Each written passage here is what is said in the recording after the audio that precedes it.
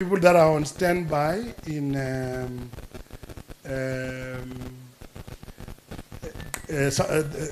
we've got about 3 presenters. One is in Grahamstown, one is in East London, and the other person is will be here. The third person will be here. So, have they given you co-hosting rights so that we can bring in the presenters? Yes. Prof. Snowball.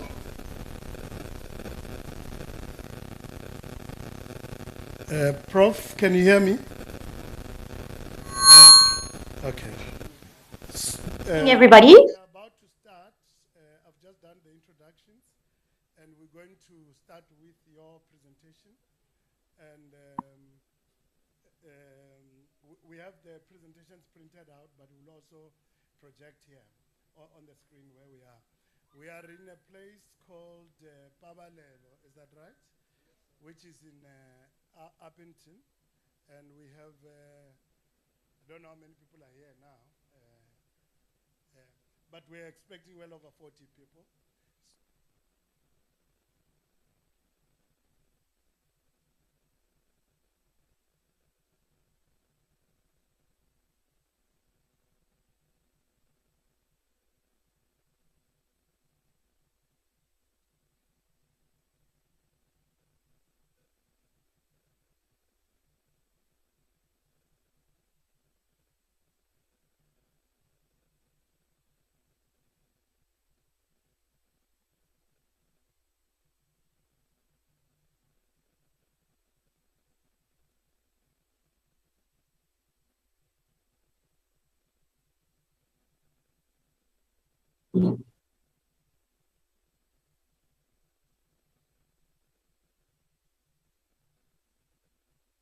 Recording in progress.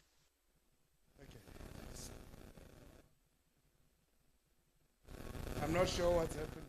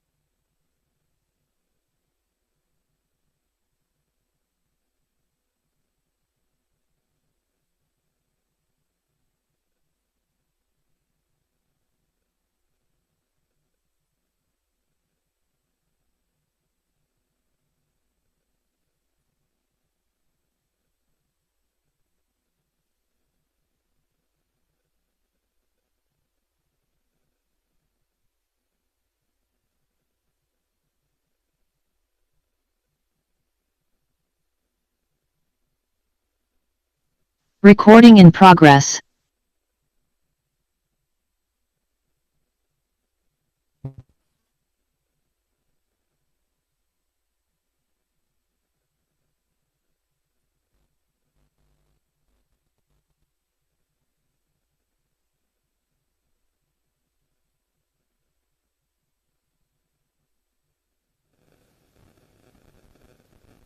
Are we good?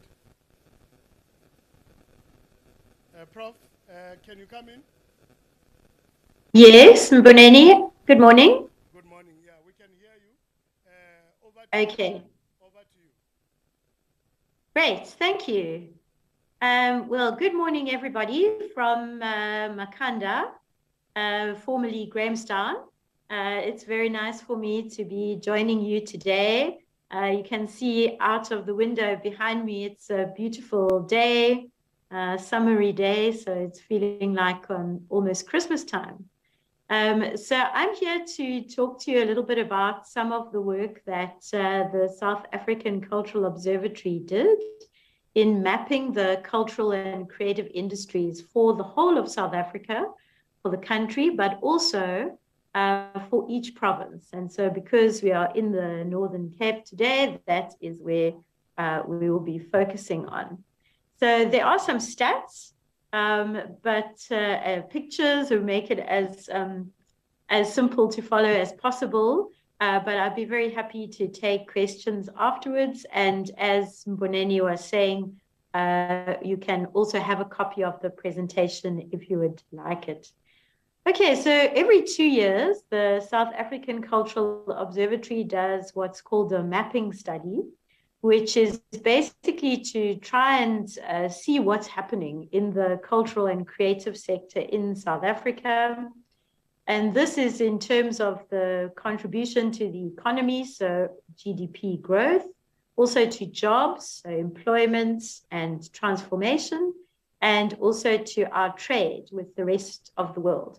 And the idea is that this information is useful for people who are making the policies, whether that's at a national level or at province level, but also for people who are working in the industry who might want to be applying for some funding from government or from other firms or from loans as a way of showing how important is the sector in terms of not just the art and the culture that it brings to people, but also to things like economic growth and jobs and trade.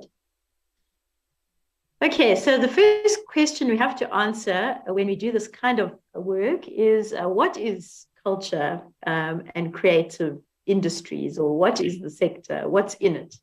And we are using an international definition that's quite broad. So I don't know how well you can see the slides, but I'll just quickly explain the main sections.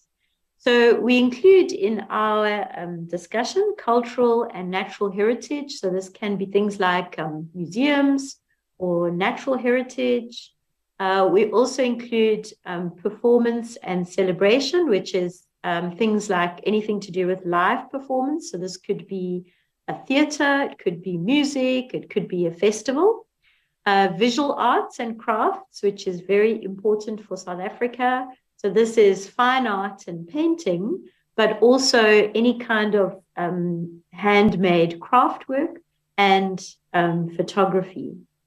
Books and press is things like books, newspapers, magazines, libraries, any other printed kind of thing, and then also book fairs or activities that have books as their main function. And those are the kind of the core, or the ones you would think of if someone were to say what is culture or creativity. But then we also have the newer, more business or commercial areas.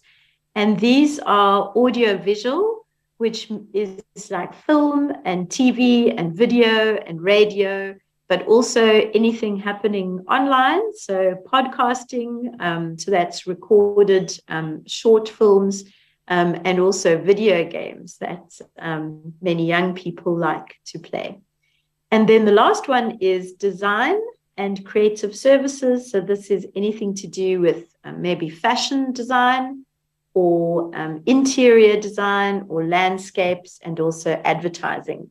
And then linked to those, which we're going to talk about a little bit now, and one of the people on the call, my colleague, Dr. Hoos, has got great ideas here, is tourism. So many people come and see cultural and creative sites, but also experience performance and buy crafts as part of their touristic activities. They come to visit a place, and these are the things that makes it special. And this is probably a big opportunity for more rural provinces. And then also sport and recreation, which we're not going to talk about too much today. Okay, so the first thing is, well, how much does the creative economy give South Africa in terms of the goods and the services that is produced? And the answer is quite a lot, right? So in 2020, which remember was a COVID year, so things were not good, but even in that year, nearly 3% of all the value of produced in South Recording Africa stopped. was from Recording in progress. was from the cultural and creative industries. And this this doesn't sound like a lot, 3 out of 100, right? Maybe that's not so much, but remember, agriculture is like 4 and a bit, okay? And everyone thinks of agriculture as really big and important, which they are. And so in South Africa, we've never really looked at the cultural and creative sector as a sector by itself. It's kind of part of other things. So it has been counted as part of what we produce, but it hasn't been kind of studied on its own. And so even for us, it was quite a surprise that nearly 3% of all the economic activities of the country are related to culture and creativity in some way. A challenge, though, is that the sector is really vulnerable to sudden economic downturns or to bad times, if we can put it like that. So sometimes the sector can grow faster than the rest of the economy, right? So there can be more contribution to GDP, more jobs. But when things go badly, so when the economy is slowing down, like now, then the sector's also, creative industries is also suffering. And this is not just in South Africa, but in many countries. The thing that looks like a donut on your screen there, that's showing you how these different sectors are changing in their size and their contribution. And the inside one shows you 2016, then 2018, and then 2020, because these are the 3 mapping studies that the South African Cultural Observatory has done. So even from 2016, we can see that some of these sectors are struggling a bit. One of them is books and press, right? So people are buying, we know, fewer newspapers and fewer magazines, fewer books. Some of that they're getting on their phones or online. But that part of the creative industries is not growing. It's struggling a bit, okay? Other parts, especially some of the newer parts, like the audio visual, so remember that's like film and TV and radio and podcasting, video games, that's growing in its size. So there is some difference between the different parts of the industry. We can also look at how is the spread across the country. So here we can see the different provinces and the contribution of the creative industries to the different provinces and to the creative economy of South Africa. So here's the Northern Cape. And we can see that 1.5% of the South African creative economy is coming from the Northern Cape. And you think, oh, that maybe doesn't sound very much compared to, say, Gauteng, which is like 46%. And that's true. But what we find is that in some provinces, especially the ones with the big cities, that's where a lot of the creative people want to be. Okay? And that's because that's where they can find people to work with. They can get the supplies that they need, and they can also sell more easily. But in the more rural provinces, like here's where I am in the Eastern Cape, and here where you are, the Northern Cape, Free State, it's a bit lower, okay? And that's because there's a different kind of activity. But it's still an important part of what's happening in your province. So we can see that 2.4%, 2 and a bit percent of the province's output is made up by the creative economy, which is actually a lot of money, right? 1.9 billion rand. So that's not small, still worth paying attention to. So what's going on in the Northern Cape? Like, where are people doing things? And here's a little bit of a surprise, because in most of the rural provinces, like the Eastern Cape where I am, we see a lot of activity in cultural and natural heritage and in visual arts and crafts. But for the Northern Cape, it's quite different in an interesting sort of way. So the Northern Cape actually has pretty good film, TV, radio, podcasting. Again, there's activity there. And also in design and creative services. So these are fashion design, landscape design, interior design, okay? So there's quite a bit of activity happening there. But there's also visual arts and crafts and books and press. Here's a little bit of performance and celebration, cultural and natural heritage, and then training and education, also quite big. Okay, what about jobs? Everyone wants to know about jobs. So in South Africa, we find out that nearly 1 million people have something to do with the creative economy. That's a lot. That's like 6% of all the jobs in South Africa. And we measure that in 3 ways, called this thing's called the creative trident. You can see the trident there. So firstly, people employed in creative occupations in a creative industry. So that would be like a designer working in the clothing sector, people who employed in creative industries, but somewhere else. So I'm a designer, but I'm working in a car factory. Okay? And then support occupations. And if we include all of those, we can see that it comes to nearly 1 million people. And most of those people are working in visual arts and crafts. So in terms of jobs, that's a really big sector for South Africa as a whole. What about the Northern Cape? So in 2019, about 6,000 people were working in some kind of creative job in the province, okay, which is actually an increase from 2017. So it sort of goes up a little bit there. So 6,000 people doing some kind of a creative job. If we include the support occupations, so let's say it's a craft factory, and I'm not a crafter myself, I'm a bookkeeper or a receptionist. If we include the support people, then that goes up to more than 13,000 jobs in the Northern Cape that are somehow connected to the creative economy. You've also got more diversified employment than in other provinces that don't have big cities, that don't have metros.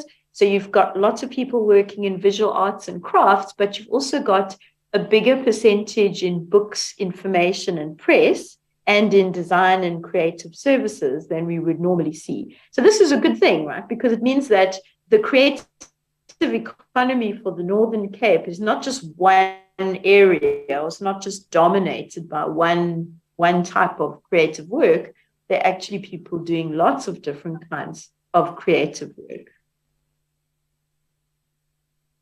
Okay, this is quite a short session, so I'm not going to go through all of the information, but there's lots of other information in the report if you would be interested in it.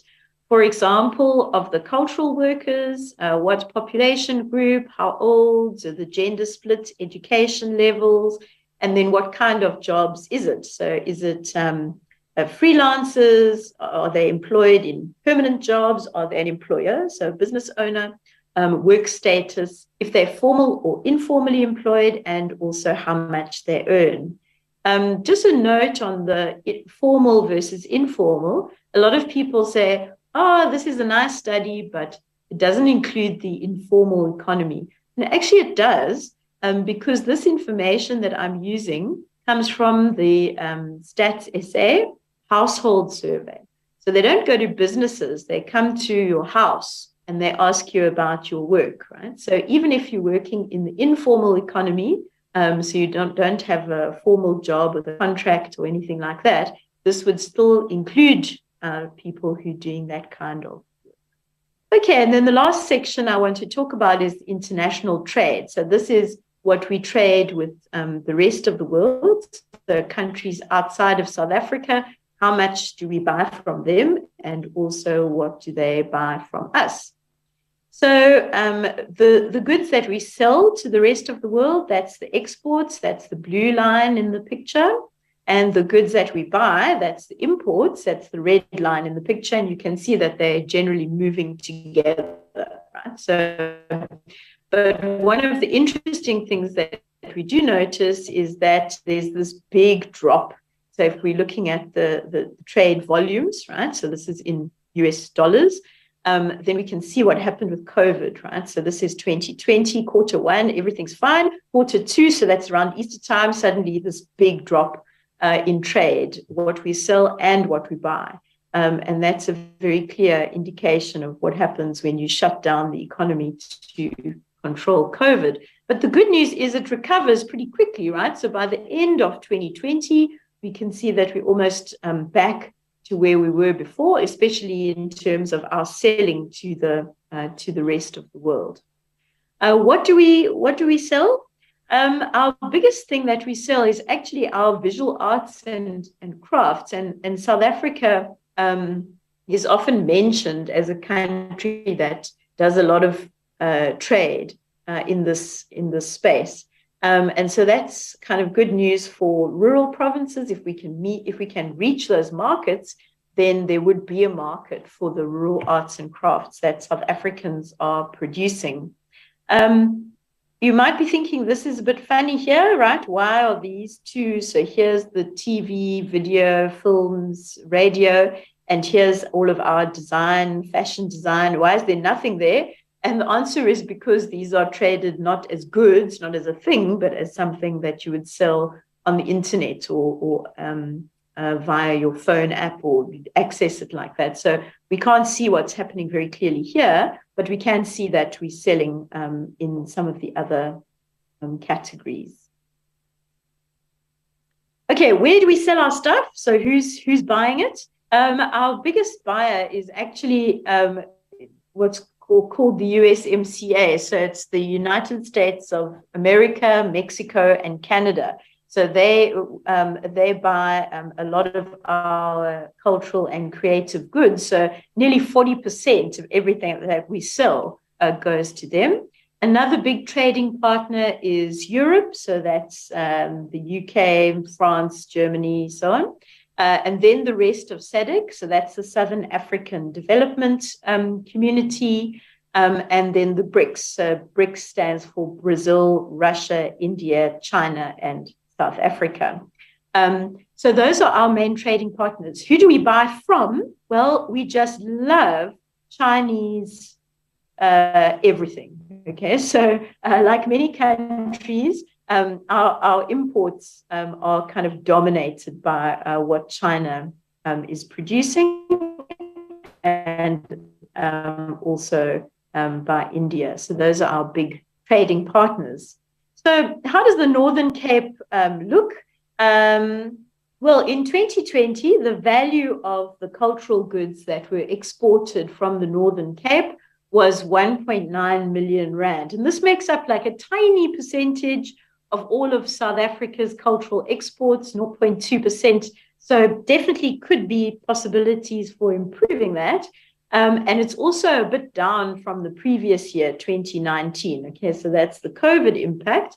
But this could be a potential place to grow, right? The Northern Cape is producing already nearly 2 million rands of creative exports that other people want to buy. And who wants to buy them? Well, Namibia, right? That's the short answer. So Namibia is right nearby to where you are. And we can see that they like South African cultural and creative goods, but also some of them are finding their way to the US. Right? So these are the largest markets. What you're exporting?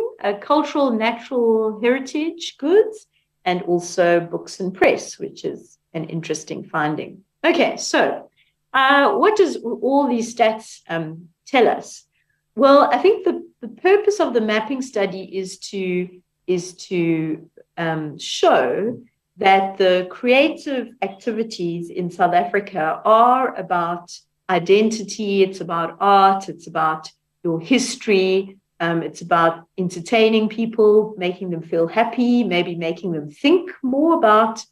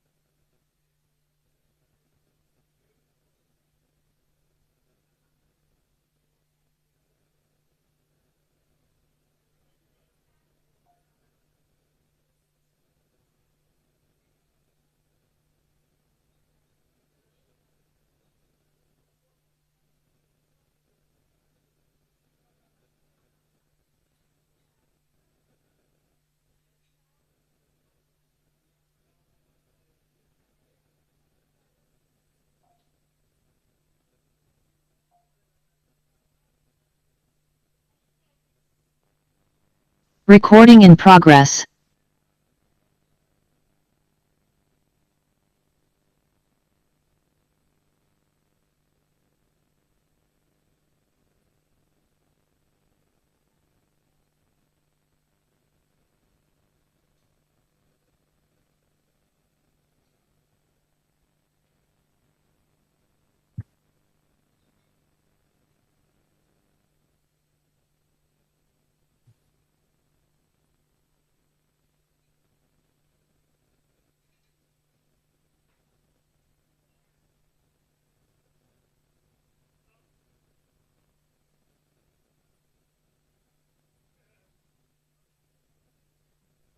Prof, can you hear me?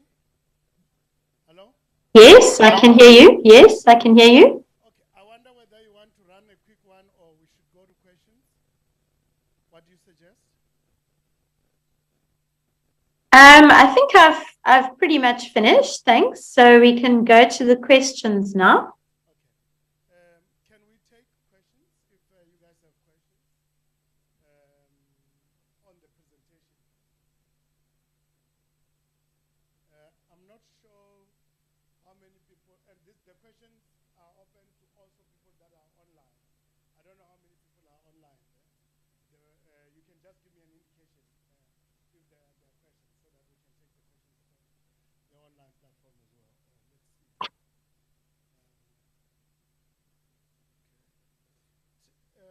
Tell me, Prof, did you want Andre to add anything, by the way? Yes, if he's online and everyone can hear him and he's willing. We had a very interesting conversation about how rural provinces can use tourism to promote the creative industries. So perhaps I could ask him to share that. Okay. Dr. Post, yes, please. Thanks very much. Thanks, Jen. Thanks, Bonani. Yeah, I think it's quite an interesting province because you do have a lot going for you, and I think there's huge potential growth in the province. So currently, when you look at one corridor, I think it's the N7 going north towards Namibia. There's a lot of people that are traveling there. So a lot of South Africans traveling there, and a lot of German tourists coming into Cape Town and then driving up to Namibia. So along that route, I think there's huge potential to start, especially in the arts and crafts section, but also in the performing arts. There's a lot that can be done. But importantly, your natural heritage, and I'll talk about that again a little later. I think there's a lot of natural heritage that is unexploited in that area.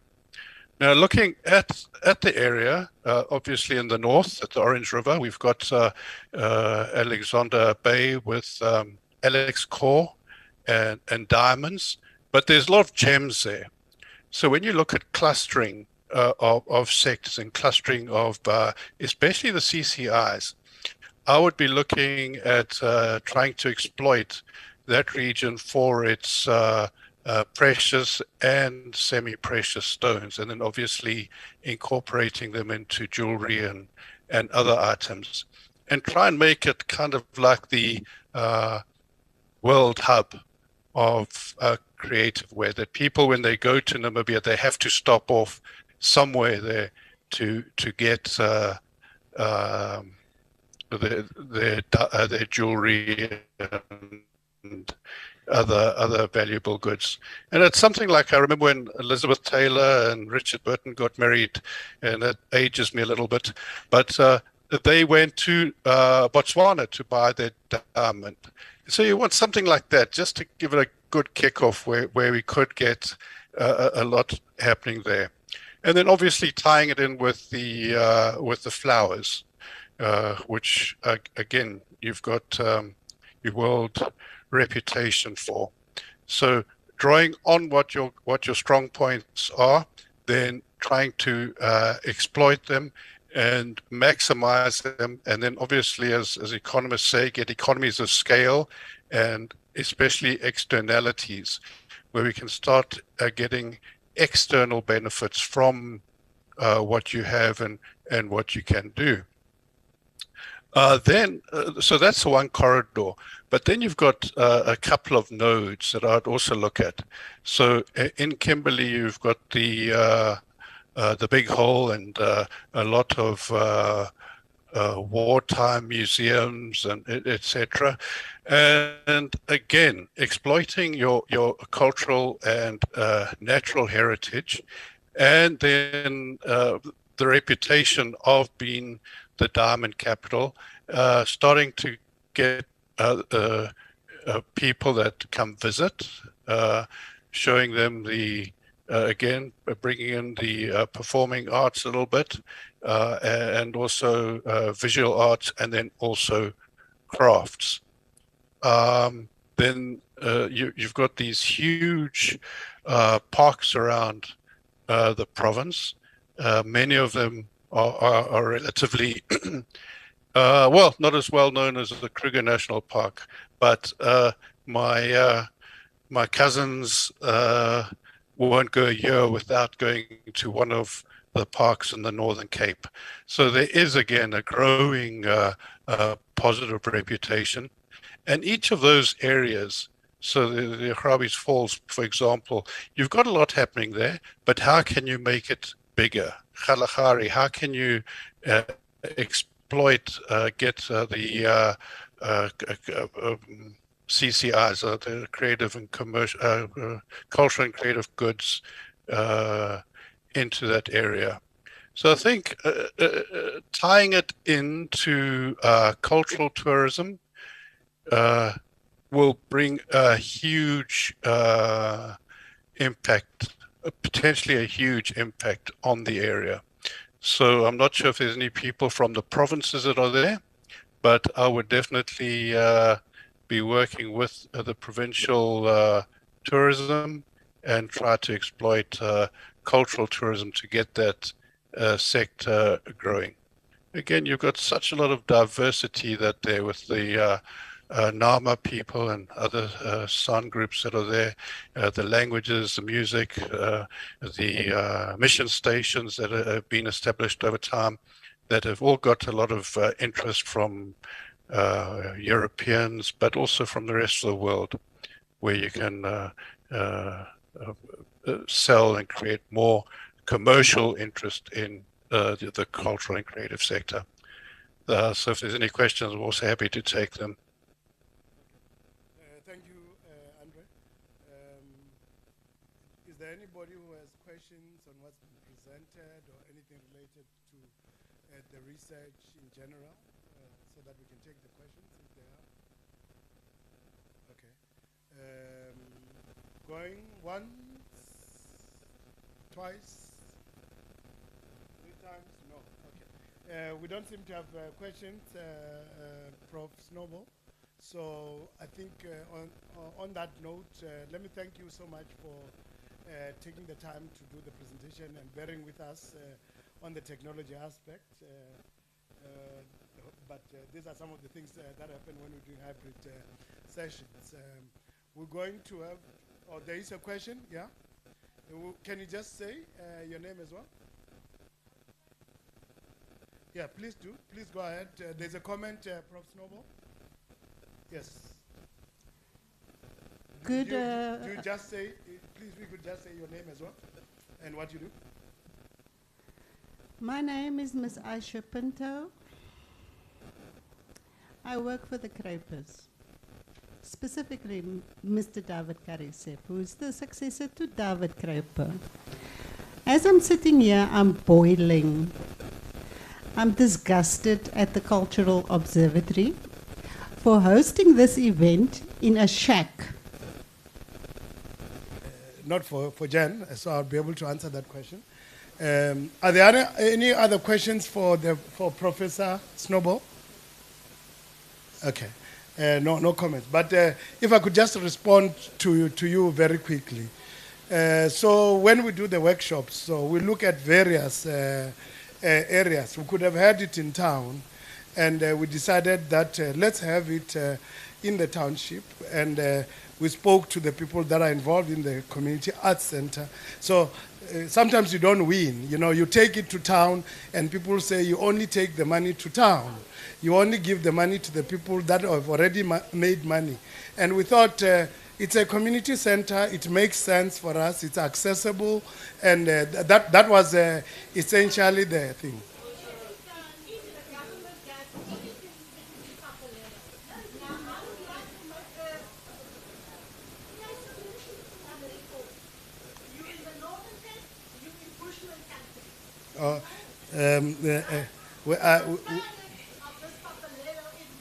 Okay, we'll take the comments, but we've done in different places, by the way. So we go to different places.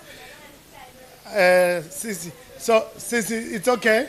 Hello, guys. Let's do the answering. So just to say, we go to very rural, different places all over.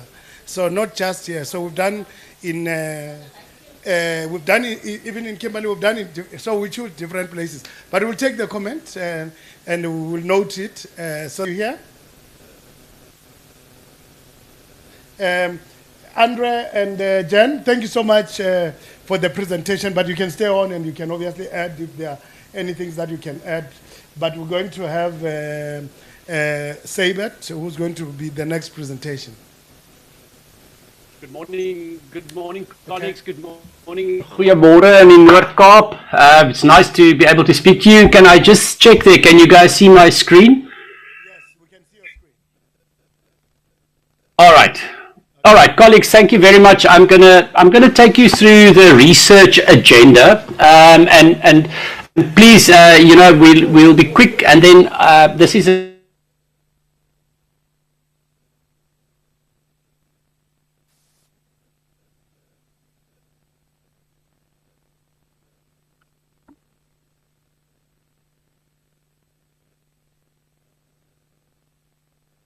to things that you would want to see in the research agenda.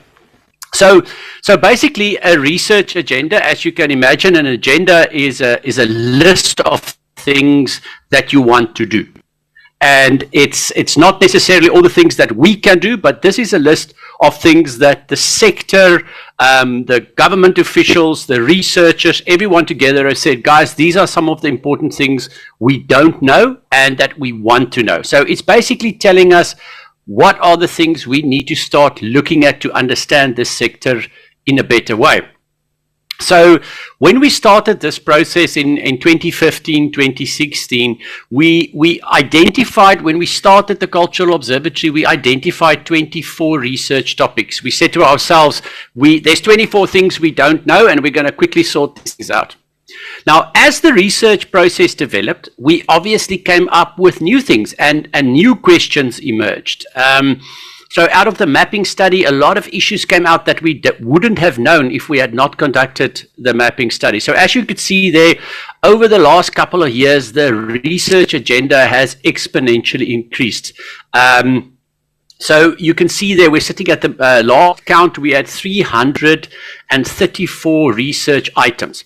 Now, this is a dynamic process. It keeps changing. New things get added, new things get taken away. So it's a very much an interactive place, and a very much an opportunity for everyone to participate. So in the first 2 years, you'll see the number of research year-on-year growth in terms of the number of items we listed. In other words, the research topics, 9600%. So it used to grow quite a lot because we just got into the industry and we figured out there's a huge amount of things we don't want to know, or we need to know.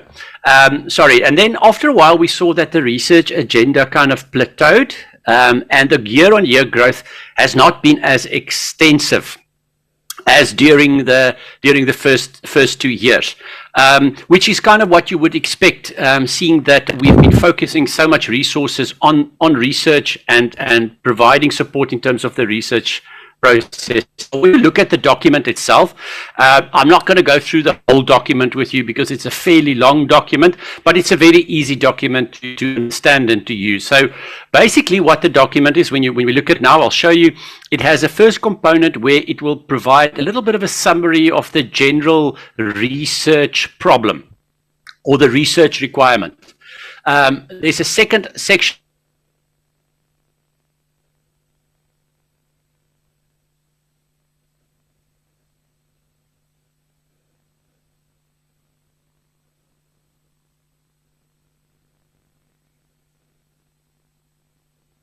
It supports government's development trajectory and also the medium-term strategic plan as well as the IP. Yes. Oh, okay. So where did you guys lose me?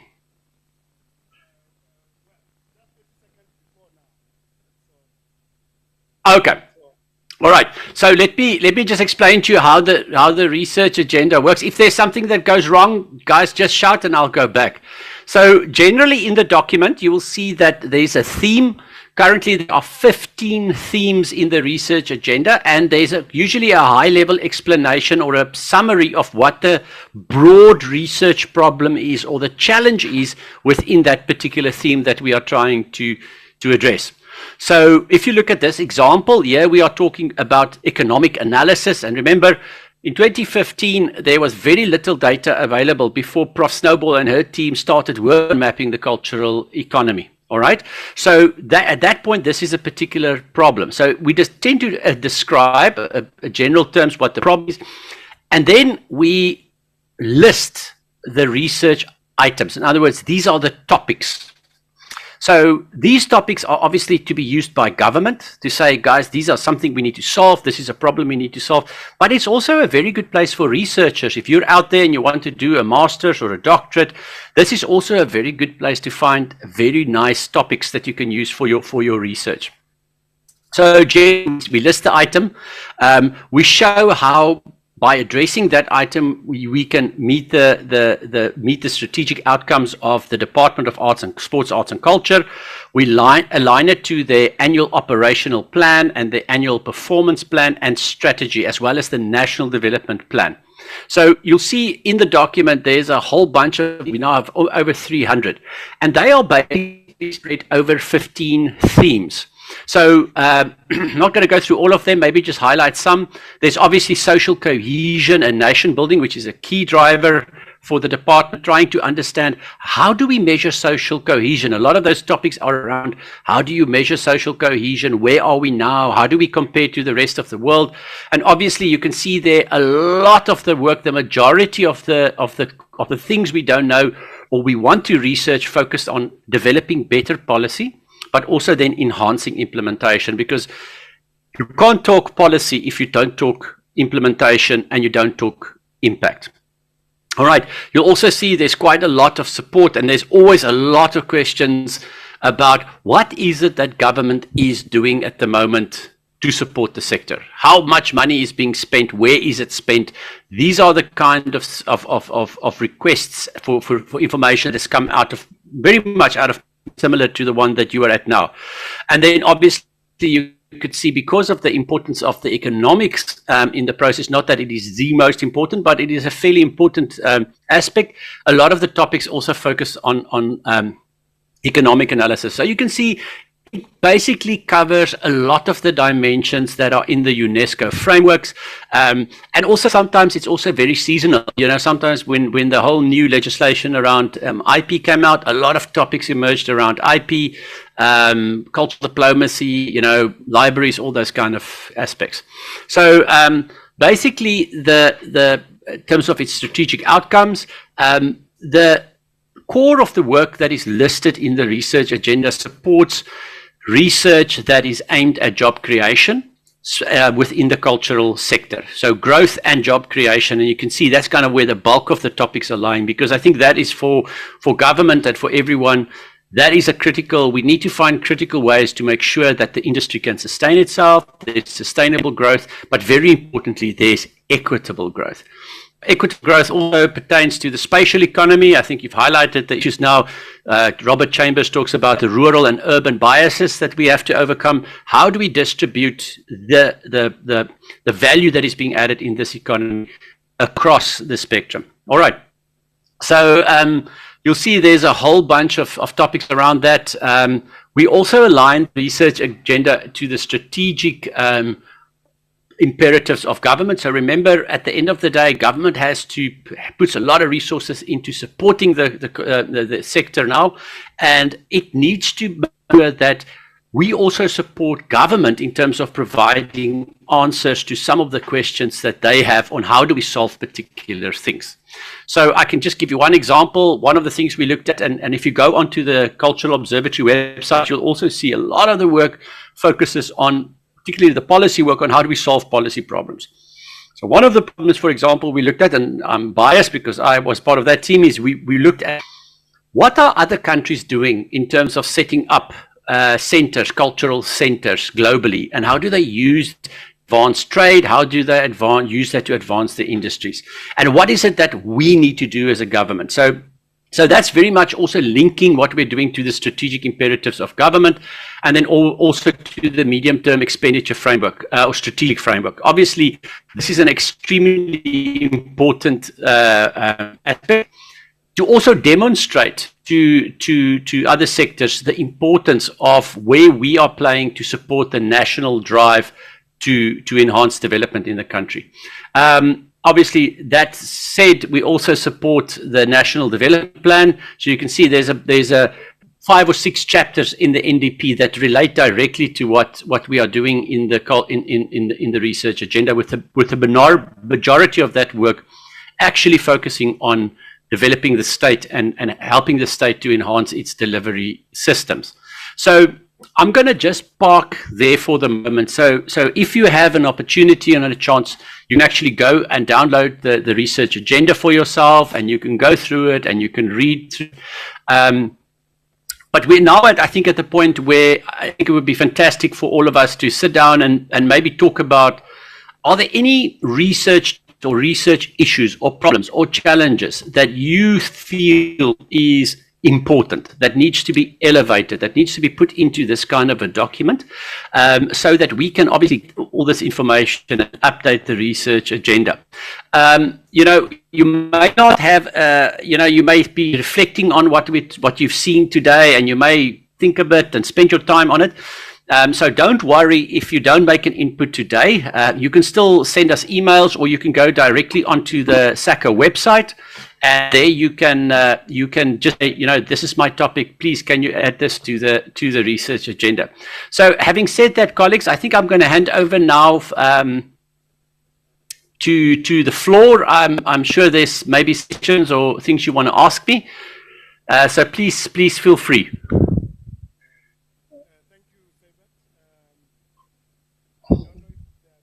Sorry, I forgot to switch on my camera. Sorry.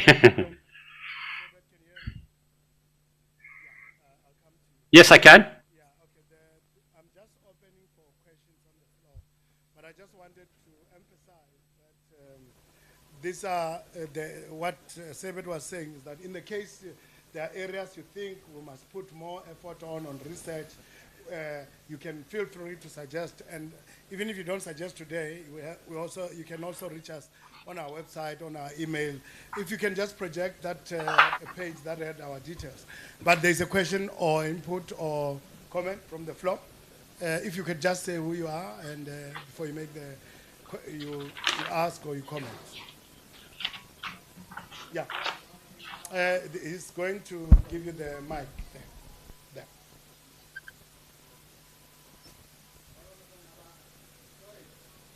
You don't have to talk if you're sorry, he's just putting on the mic. I first said, Molo Mr. Mgakar, because I hear you are from Ngabake. Okay, let's go there. No, I'm from Venda. Okay, all right. Because I don't want to talk about Ngabaka because it reminds me back from Port Elizabeth and New Brighton and Kamlan. Yes. Okay, I'm born and bred in Upington. There's a thing that bothers me. You see, I don't know if I'm entitled to ask this question here or it's not good to ask it. Because here in Upington, we speak Afrikaans, ne? We are not so fluent in English. Asiko good kwisixhosa. And sithethe Afrikaans, you see.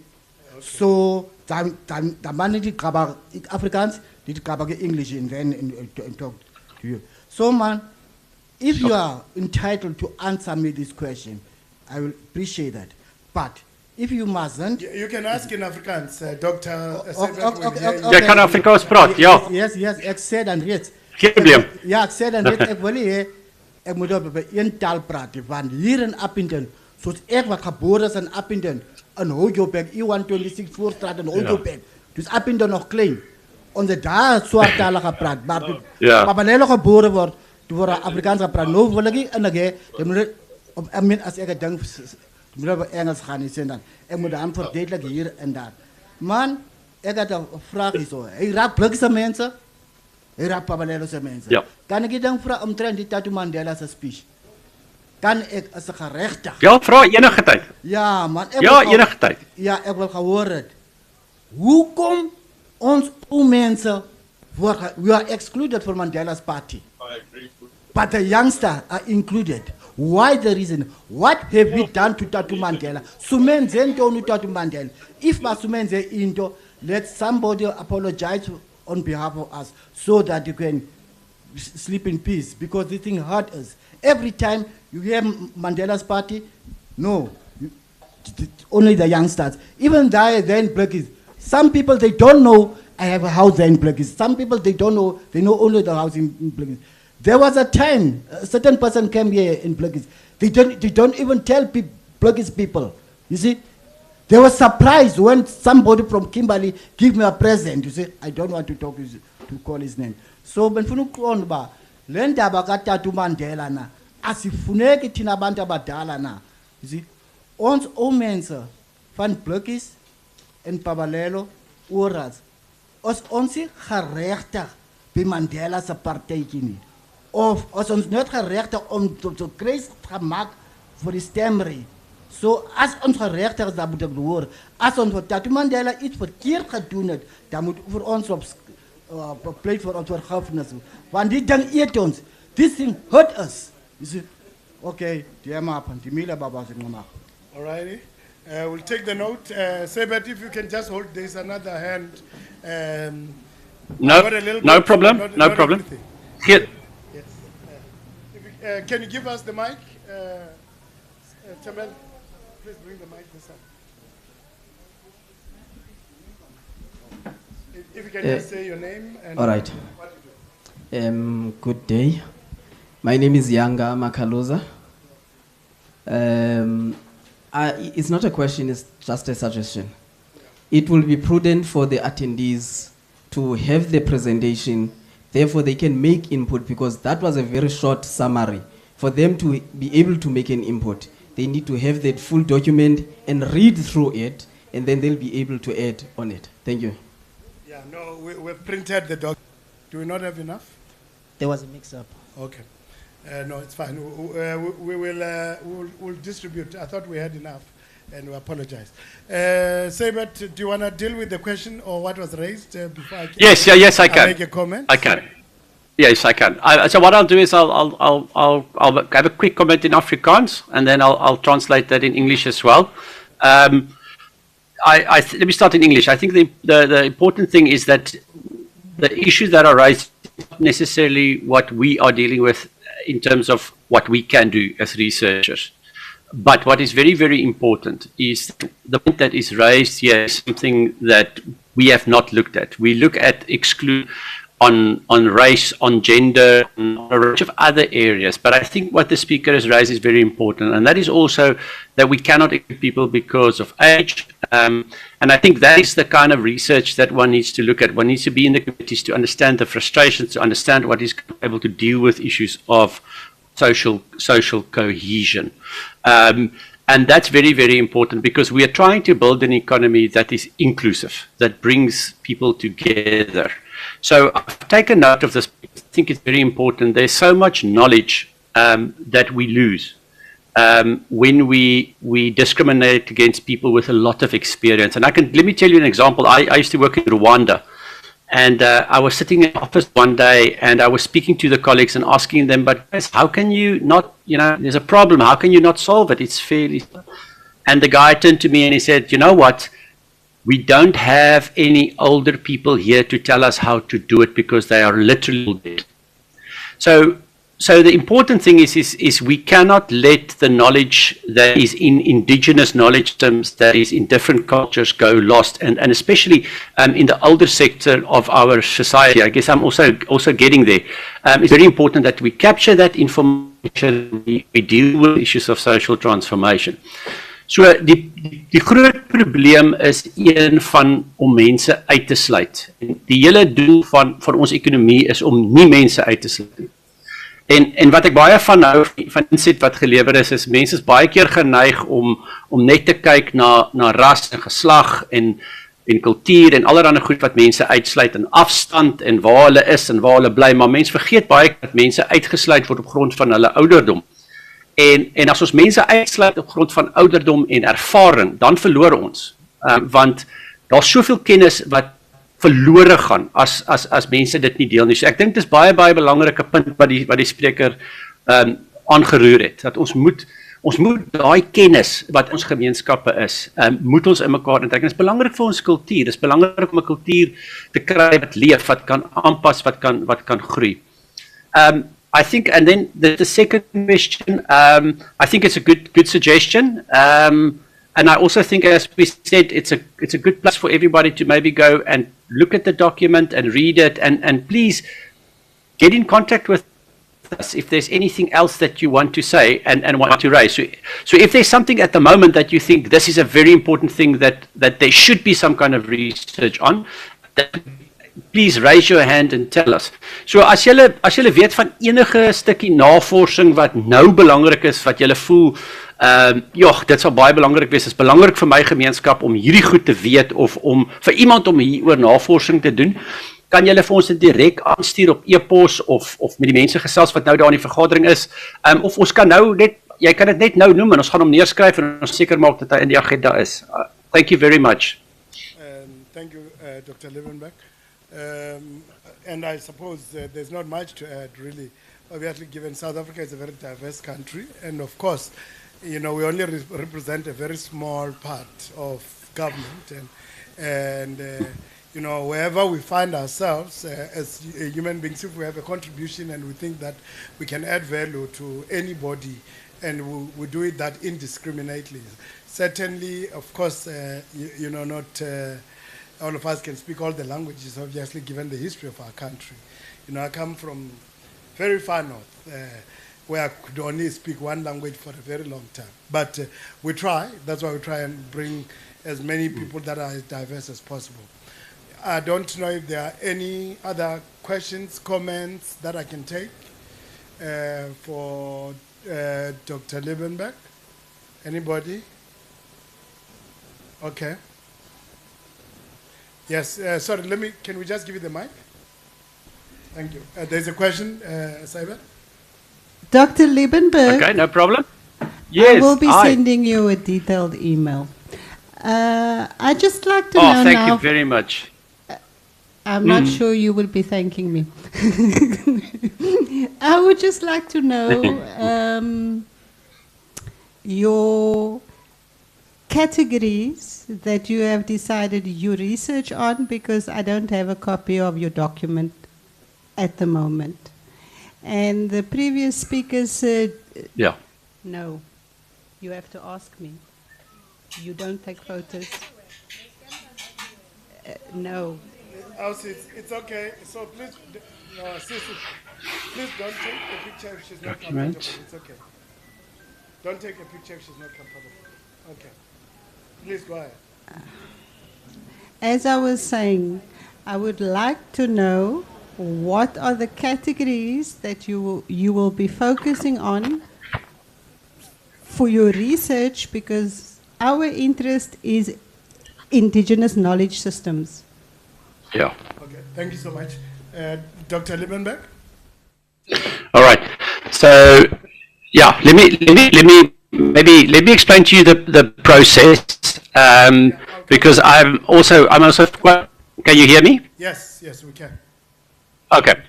So let me just explain to you how the broader process works. So as we go around the country and we have engagements and we have meetings and we meet with the government, we meet with researchers, we meet with a whole bunch.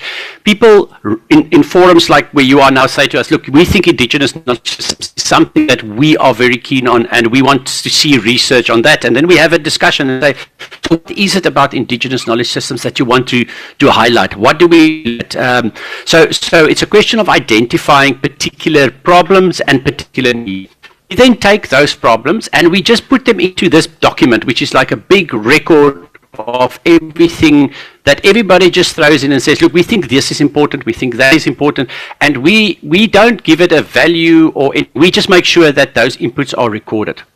Then what happens is, once at the beginning of every year, we have a meeting with the Department of Sports, Arts and Culture, and they then also, using that document as a base, they will say to us, look, our minister or our priority for this year is ABC. These are particular things that are listed on the research agenda that we want you to do research on. Sometimes, we as researchers also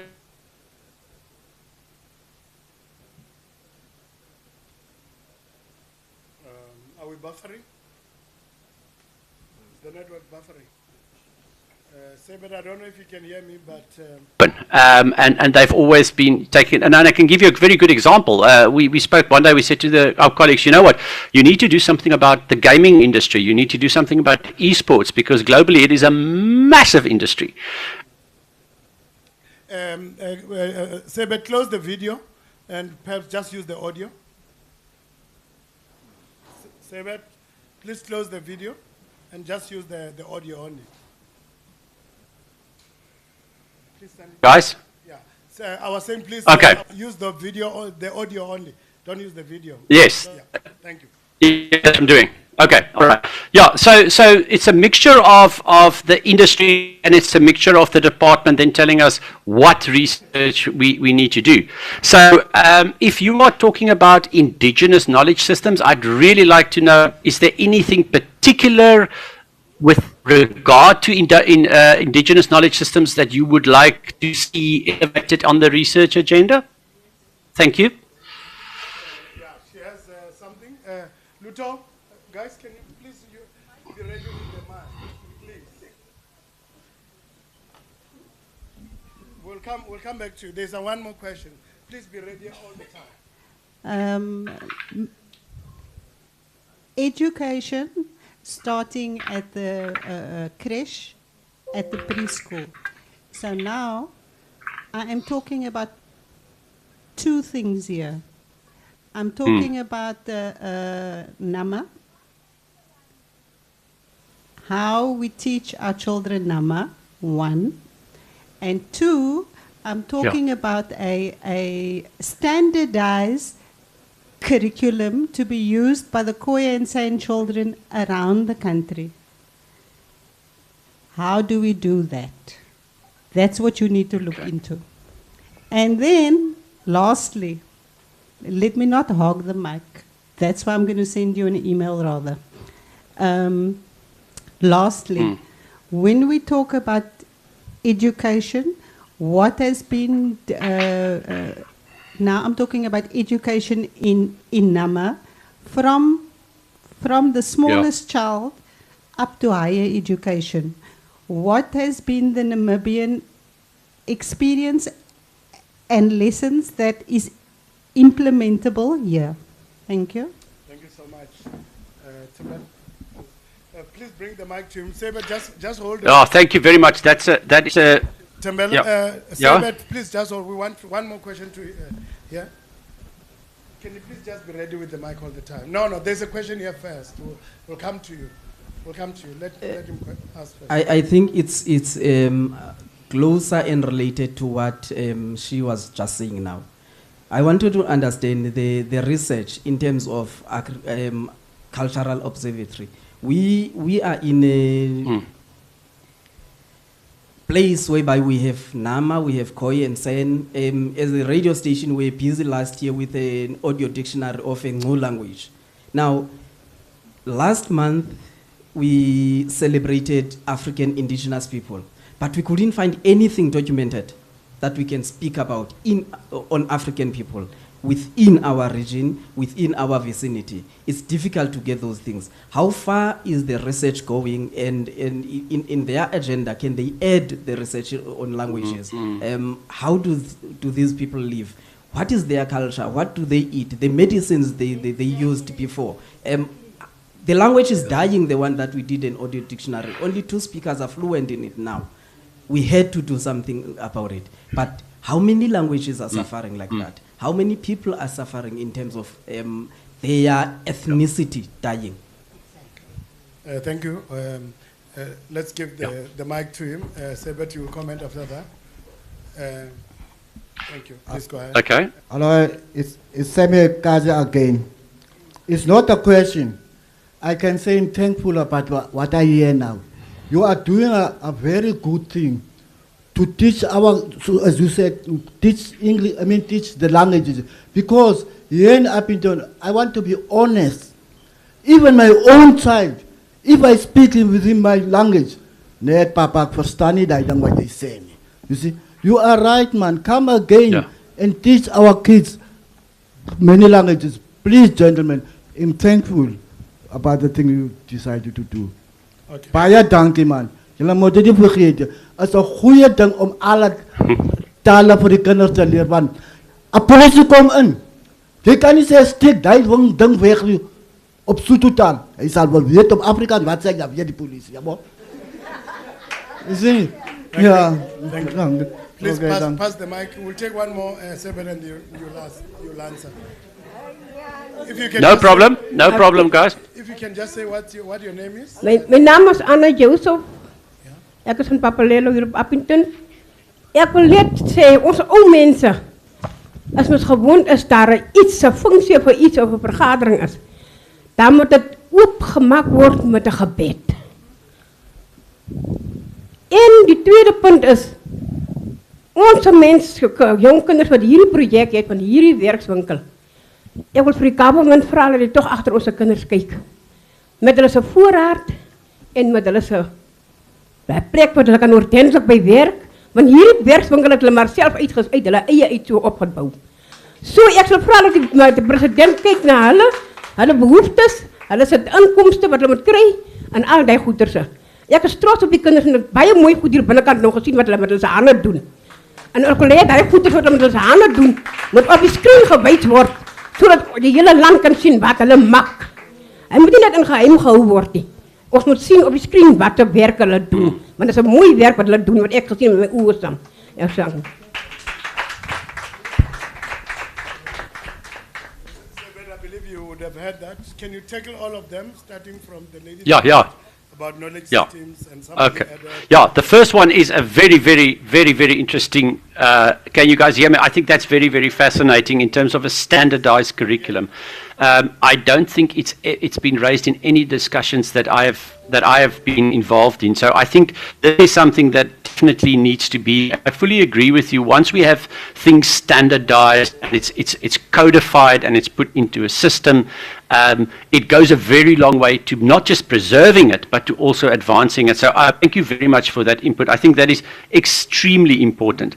I spent some time in Verjoelsdrift and Sendelingsdrift on a different project, and I was fascinated by the culture and the way in which people were interacting with the environment. Dictionary is something that we need to make sure that there must be some kind of link, and I don't know, Mbonene, if there's anybody there that can assist the colleagues there to link up with. There is a program in the department that talks about living human treasures. And I think that this should be part of that process where the language and the dictionaries and all those things are integrated and preserved. So, colleagues, thank you very much for those very, very important 2 points. I think is it Mevrou Joseph, nee, who made last comment. Ek gaan hom weer in Afrikaans doen and then I'll just jump back to English. Ek dink is baie belangrik, mevrou, dat jy weet mense blootstelling kry aan gemeenskappe waar mense bereid is staan en self te doen en nie net terug te sit nie. So ek stem saam met u. Ek is baie beïndruk dat die jong mense op uit hulle eie inisiatief goeders beplan en goeders doen. Want dit is maar eintlik waar die oplossing gaan kom. Is waar ouens en vrouens saam staan en mense hulle eie ding doen. En ek dink is belangrik dat ons vir blootstelling moet gee. As hulle goeie werk doen soos wat jy nou van praat, dit is werk wat daarby wees. En ek dink dit is belangrik dat die departement ook sien die toegewydheid van die jeug om goeders te laat werk. So ek dink dis vir my ook altyd 'n riem onder die hart om sulke goeders te hoor. En ek dink 'n mens moet absoluut uit jou pad uit gaan om dit te bevorder. In essence, colleagues, I was just saying that it's very important for us to acknowledge it when people take leadership, when people take initiative, and they take control of own processes. And it's very important that we celebrate this. And I think it's also extremely important that we give people the opportunity to get exposure for the good work that they've done. And you know what? I'm really proud of the fact that you guys have done this by yourselves. You've pulled together, and I think that's where we need to go. Anyway, colleagues, I don't know if there's any other questions or maybe something else you want to add. Yeah, there are two questions. And okay. Can we please start with her because she has not spoken?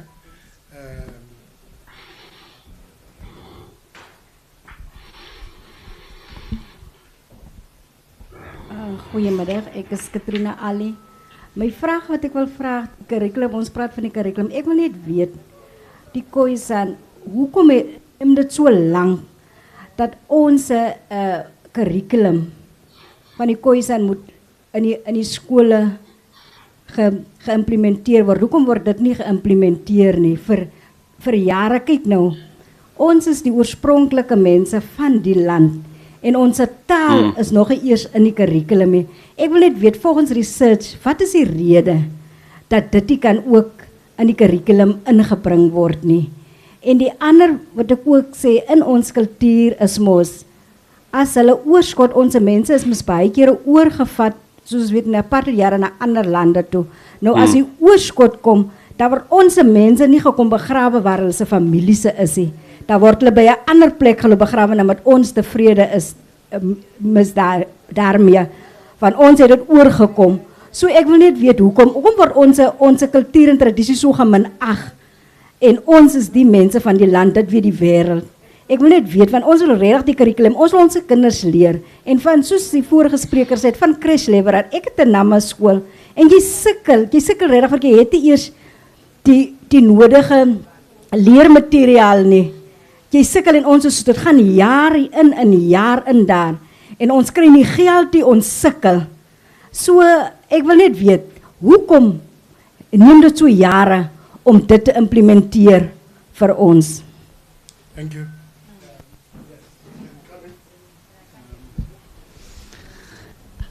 Okay.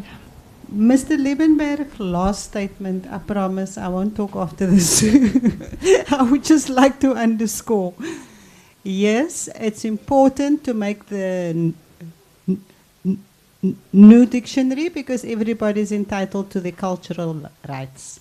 However, if we're talking about our future generations, if we're talking about our children and transmitting tradition and culture, it has to be in Nama because Nama, firstly, is a living language. Secondly, we have Nama speakers in South Africa. And thirdly, the majority of the Khoisan communities want Nama. Thank you. Thank you so much.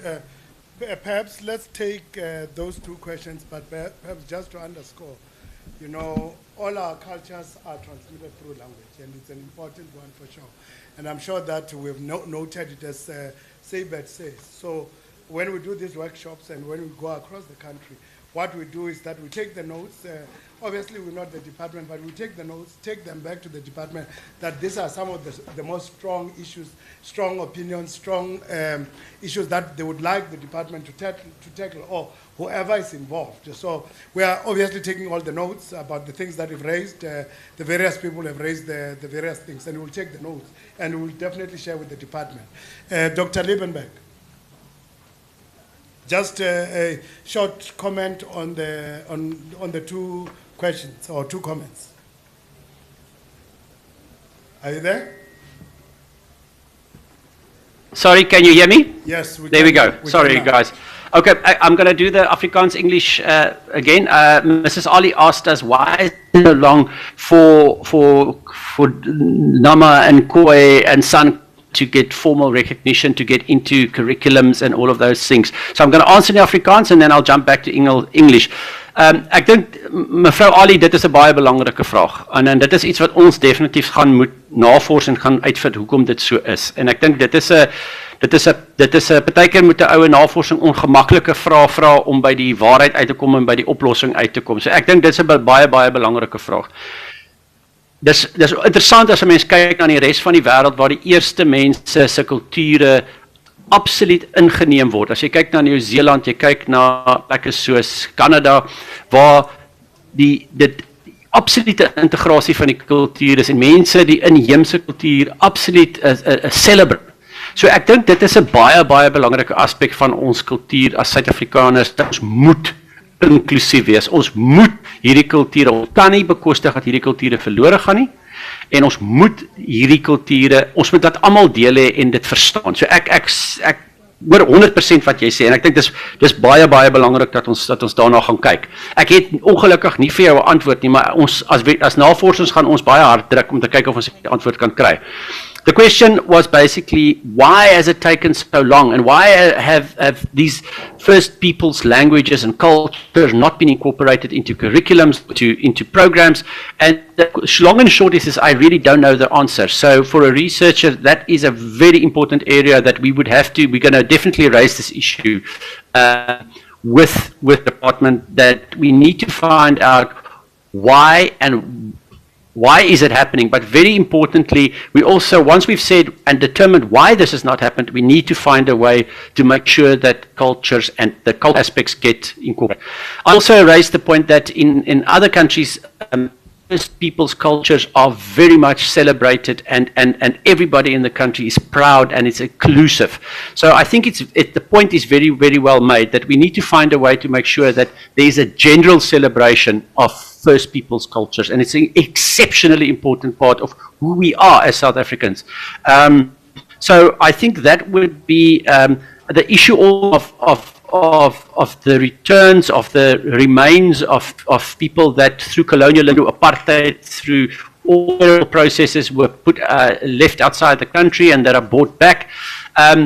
I think that is an activity that we would also, again, would have to research and find exactly how did those things happen, why did it happen, and what can be done to prevent them in the past. We have done some work in terms of the returns of individuals, but we've also done in terms of artifacts. But I think this is a very particular point that sometimes get ignored, that those individuals belong to a community, and that community has certain cultural needs and rights that have to be respected. So thank you very much. These are really excellent points. I just wish we could spend more time on exploring them more. Thank you very much. Over to you, Mboneni. Thank you so much, Dr. Liebenberg. In fact, Tambela is going to be dealing with the research on repatriation just after you. But let me just thank everybody that has raised the questions. And I think in the interest of time, I think we're going to move from this research and we're going to go to the next one. Dr. Liebenberg, thank you so much for your time and for having been able to deal with the questions that have been raised. And as I said earlier on, we've taken the note of the various questions and so for inclusion in the research agenda. And as David said, these are questions that we take back to the department, we discuss with them. Obviously, they are, when we go across the length and breadth of the country, we get various questions and various inputs. You know, you would know, probably, I come from one of the very small languages, Venda. Very few people speak it up.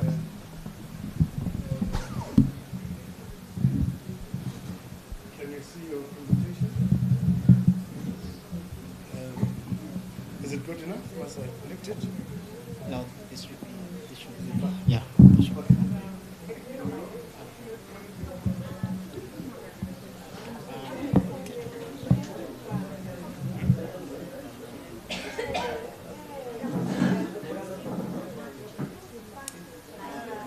Ladies and gents, good afternoon. I do not have to tell you what my presentation is on. It's on the screens. In a nutshell, is on the repatriation of cultural artifacts. So recently, there's been increased pressure on. I'm sorry. No, just. Okay. Okay. So as I was saying, recently there's been increasing pressure on your international museums for them to return the cultural artifacts that they had obtained.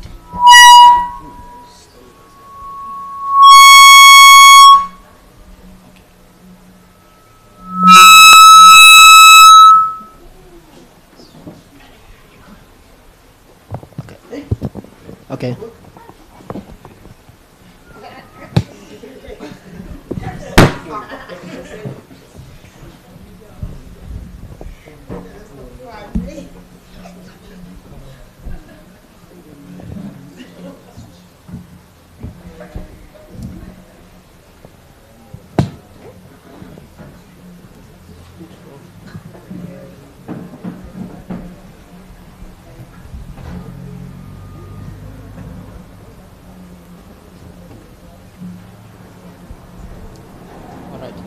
Okay, sorry for the interruption, everyone. So recently there's been an increase in the pressure for your Western museums. I don't want to actually use the word Western museums and stuff.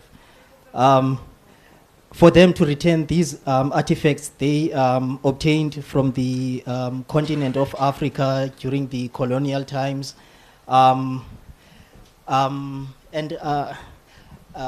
Actually, this movement for these.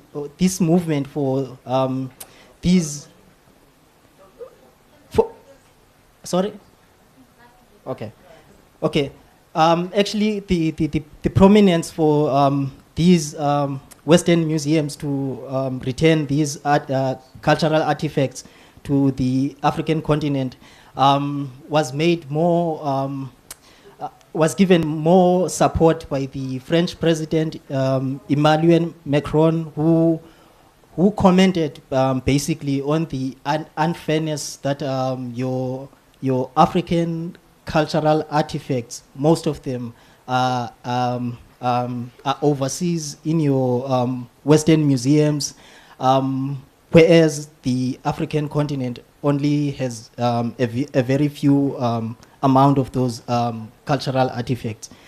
So what are cultural artifacts? These are any cultural object. These are any cultural objects that have aesthetic, spiritual, social, historical, and symbolic value. Those would be the cultural artifacts. Oh, sorry. Okay. Oh, thank you. Okay. Okay. Okay. So against this background, this is what SACO has done. We've collected and analyzed secondary data, which comprises of academic articles, industry research reports. If you can show the previous, the previous one. Oh yes, yeah. These are the secondary data sources that we've analyzed, that we had collected to look into this matter. Also, we've done online questionnaires with the South African cultural heritage practitioners, and also we did a focus group discussion with those we considered to be experts in the field. Okay. So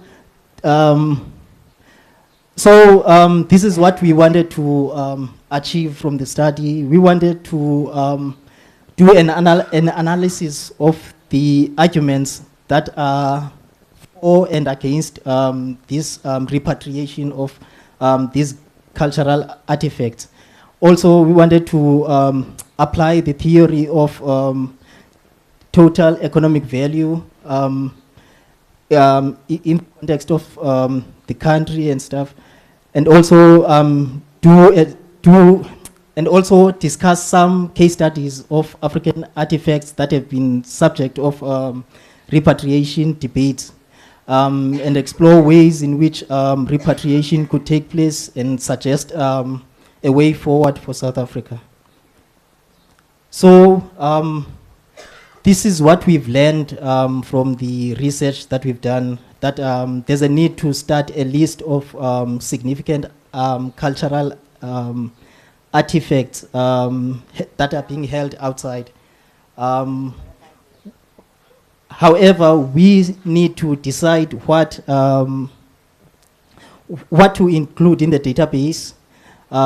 We also need to ratify the international conventions that are currently there. We also need to organize financial capital that is needed, and also we need to work on our human capital in terms of looking after these cultural artifacts. Also, we wanted to establish an interministerial, actually there's a need to establish an interministerial task team work to do the work that is needed in this regard. So here are the reasons for the need for South Africa to do all of those things. Unfortunately, there have not been enough high-profile repatriation cases in South Africa, other than the return of the body of Sarah Batman, who was taken to France in the 1800s, and we've seen recently, I think it was a couple of years ago, where we learned on the news of the return of the body of Sarah Batman. All right. So here are other reasons for all of those things that need to be done. It would be the fact that the literature on this regard is overwhelming in terms of supporting this drive for these cultural artifacts to be returned. For example, more than 90% of the cultural artifacts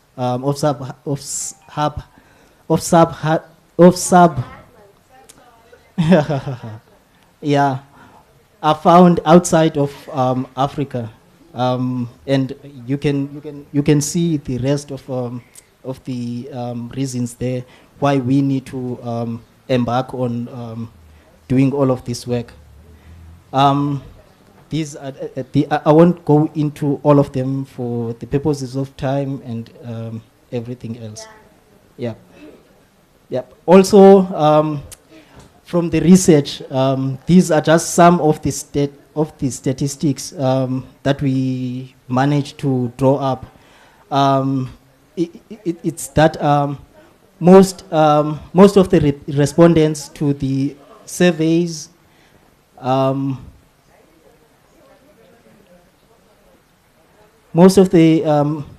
respondents to the surveys did not know any of the South African artifacts that could be subject to repatriation requests, and there's more than half of the respondents to the online questionnaire that had no experience with repatriation work, and these are the individuals who are working closely with your heritage material. Yes.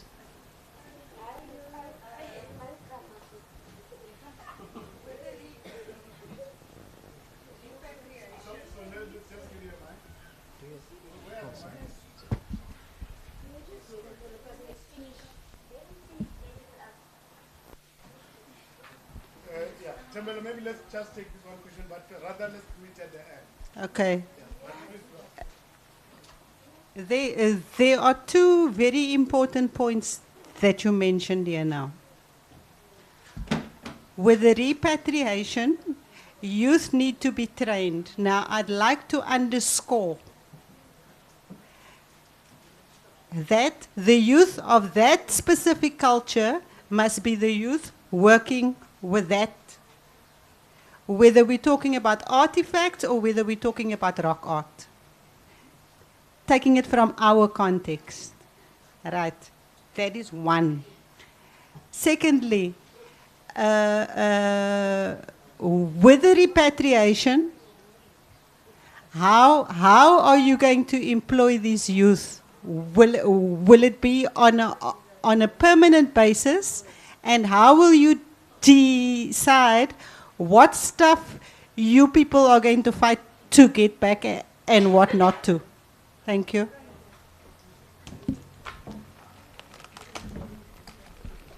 All right, ma'am. Okay. I was here, ma'am. Maybe this didn't come out clearly in the commencement of this workshop, but ours is research. We do research. We are not involved in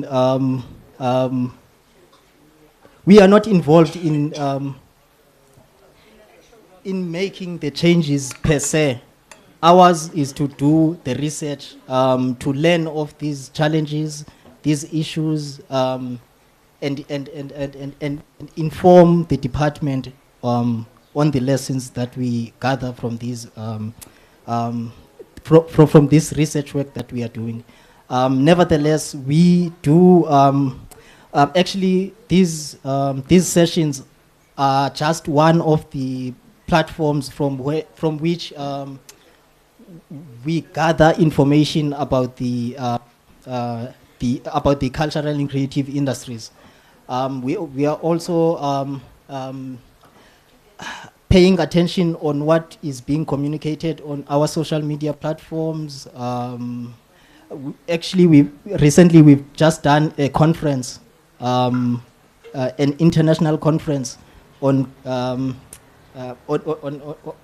this such work and stuff. So that's we have a variety of platforms where we are taking all of this input from the from those who have an interest in the cultural and creative industries. All right.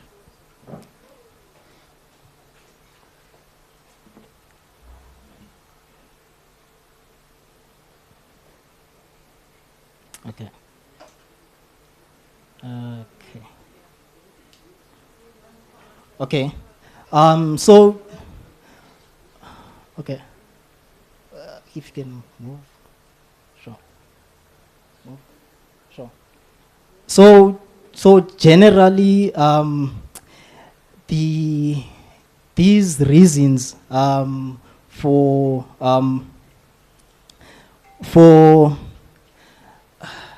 your databases of what's overseas, and everything else, they are at the core. This is what you would find, that the arguments for these repatriation exercise that need to be carried out would be your justice and moral rights of ownership. There's reason to believe, and it's well documented, that Africa is the rightful owner of these cultural artifacts. I would just make one example from the top of my head. Your example of Sarah Batman is one example that we had the justice and moral rights of ownership. We had to get the remains of Sarah Batman back and stuff. And also at the core of these reasons are your social and cultural significance and value of these artifacts, your economic values as well. So with regards to your justice and moral rights of ownership, the only way forward is the unconditional legal and physical return of the object, or at least the legal return of those objects. So we, in some cases, we do not have to negotiate fiercely for these artifacts to be returned. That's just what this one pillar is speaking about.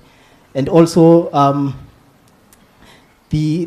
when it comes to the social and cultural significance and value of those cultural artifacts, it would be the value of the object to the people of the country of the origin is argued to be greater than those in foreign countries. Also, the importance of some objects to specific communities and histories. All right. And also, you have your economic values, which basically speak to the monetary value that tends to be obtained from hosting these cultural artifacts. Yeah, okay, if we can move on from that one as well. So this is how these are just some of the ways that we supposed to go about in getting these cultural artifacts back. One way is that of restitution, which speaks more about your rights to the property concerned, and also your repatriation option, which speaks more to your ethical considerations when it comes to the issue at hand. Examples or kinds of these restitution and repatriation options would be your mutually beneficial repatriation agreements. I will tell you more about these on the case studies of the various cases where repatriation actually did take place and stuff. And also you have your digital repatriation, and also your touring of artifacts, whereby a certain region would have the particular cultural effect for some time, and then it would move on to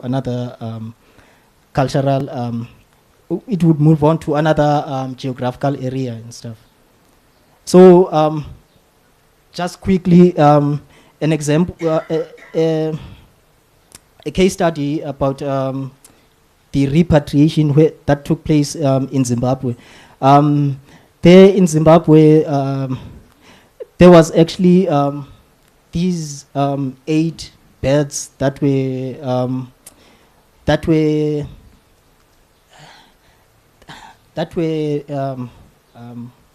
molded by the people there back in the day. However, some of them got stolen, and some of them got stolen and eventually returned. However, this I believe it's Germany that actually and was selling this piece actually half of this bed sculpture that was created. And yeah, and also you have your case study on the Benin bronzes, and also the return of the masts to Tanzania. Okay. So in the main, it's your state parties that that are supposed to do the significant work in getting the ball rolling when it comes to getting these cultural artifacts back to the country. I won't go into the various sections of the various conventions that the country is party to. So thank you, everyone.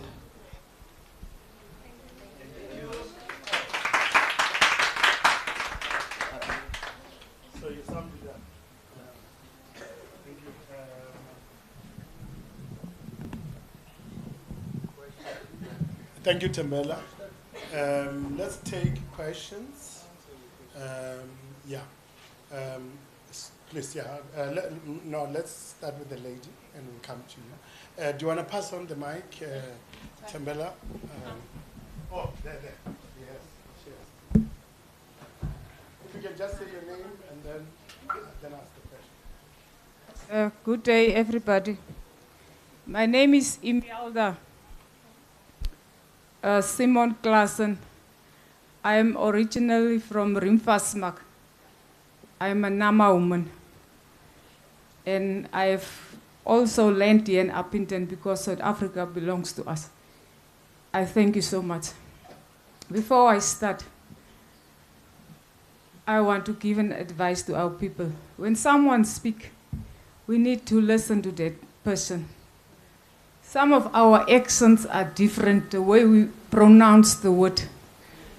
And we are saying to government, he must empower our black people. How will we empower the people if us, the black people, don't respect each other and listen when someone is on the, speaking? Thank you for that one. I want to ask about repatriation. I will speak English as the Englishmen speak my language. I'm a Nama. Thank you. I'm from Rimfasmak, as I said. In 1973, 1974, my ancestors was forcibly removed by the South African apartheid government. Forcibly removed by the government to make Rimfasmak an army base, South African army base. We came back when Nelson Mandela was the first black South African president. He announced Rimfasmak, the first country, the first people to the land must be given back to them. So I want to ask about that and about our history, because I want that history also to be captured in museums, and a museum to be created in Rimfasmak, because there is a lot of historical history that in Rimfasmak. I thank you so much. Thank you. Yes. My name is Lorenzo. I'm assuming you've done this research for an amount of years now. And in your what's this thing? Your slides. I didn't see anything about a law that's actually preventing the South African government and the African government as a whole from retrieving those artifacts. Because, and I'm not fluent in this subject, but in those various American museums that you're speaking about, they say exactly which era they took those artifacts from, the particular people, and the importance of those artifacts. So in your research, have you actually uncovered a law that's actually preventing us from getting those artifacts back? Thank you. Thanks for that question, and I think that's a very important question. Actually, in the research, as you just pointed out, there aren't really laws preventing your African countries from repatriating. However, in most instances, there's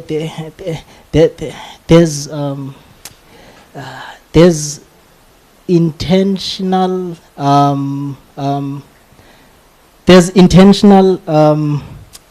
reluctance, if I may put it that way, or your particular countries who would be embarking on repatriating these cultural artifacts would be, for a lack of a better word, will be given the runaround.